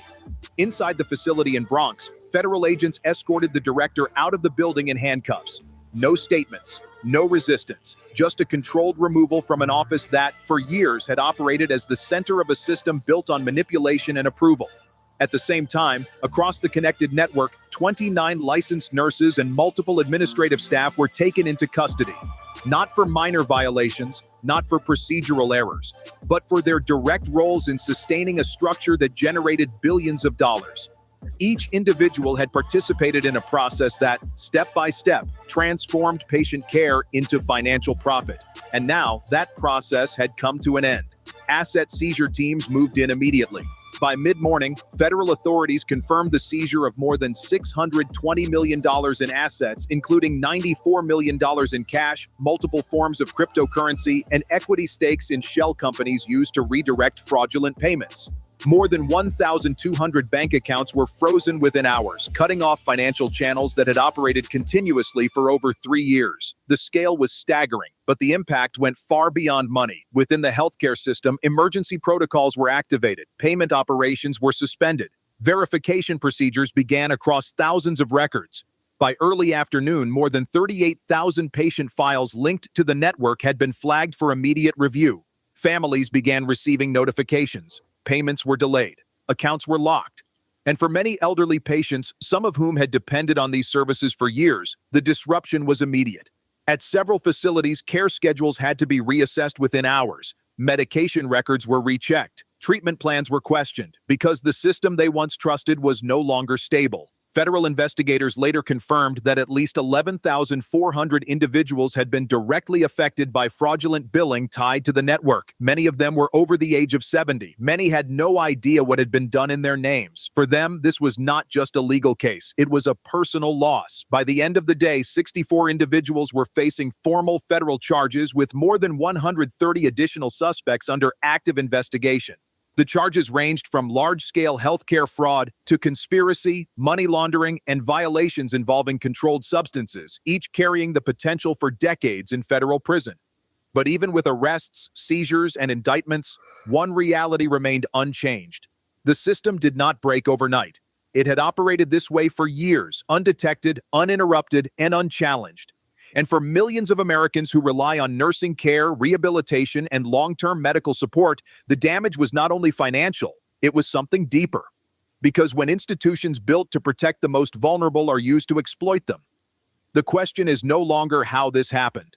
The question is how many others are still operating the same way, hidden behind paperwork, approvals, and systems that no longer question what they process. And for those who witnessed the collapse that morning, one truth could not be ignored. This was not just the end of a network, it was the exposure of a system that learned how to profit from trust until it was finally forced to stop. Make sure to follow the channel and turn on notifications. Okay, that was another important one to end the show with. A lot of good stuff out on the first show. There'll be more tonight. So, yep, Jeff, glad I finally reached you back. I'm sorry about your wife. We're losing too many people. Lost a lot of important people this past 5 years.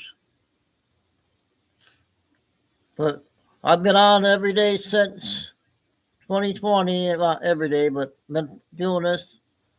I never stopped. I have a lot of backup channels. I'll give you my backup channels after we get on the phone. But, yep.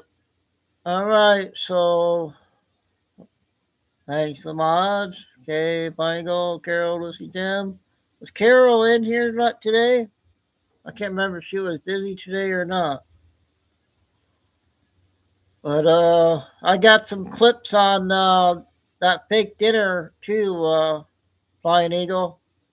They're saying that dinner was totally fake. Oh, still no Billy Bean out yet. But we'll play those short ones tonight. So everybody have a good few hours, good dinner, and back for the nightly news. So God bless everybody. Love all. Please hit the like. Stay safe. Stay strong. Keep the faith. Never give up. And we'll see you all in a few hours. Chico and Dude.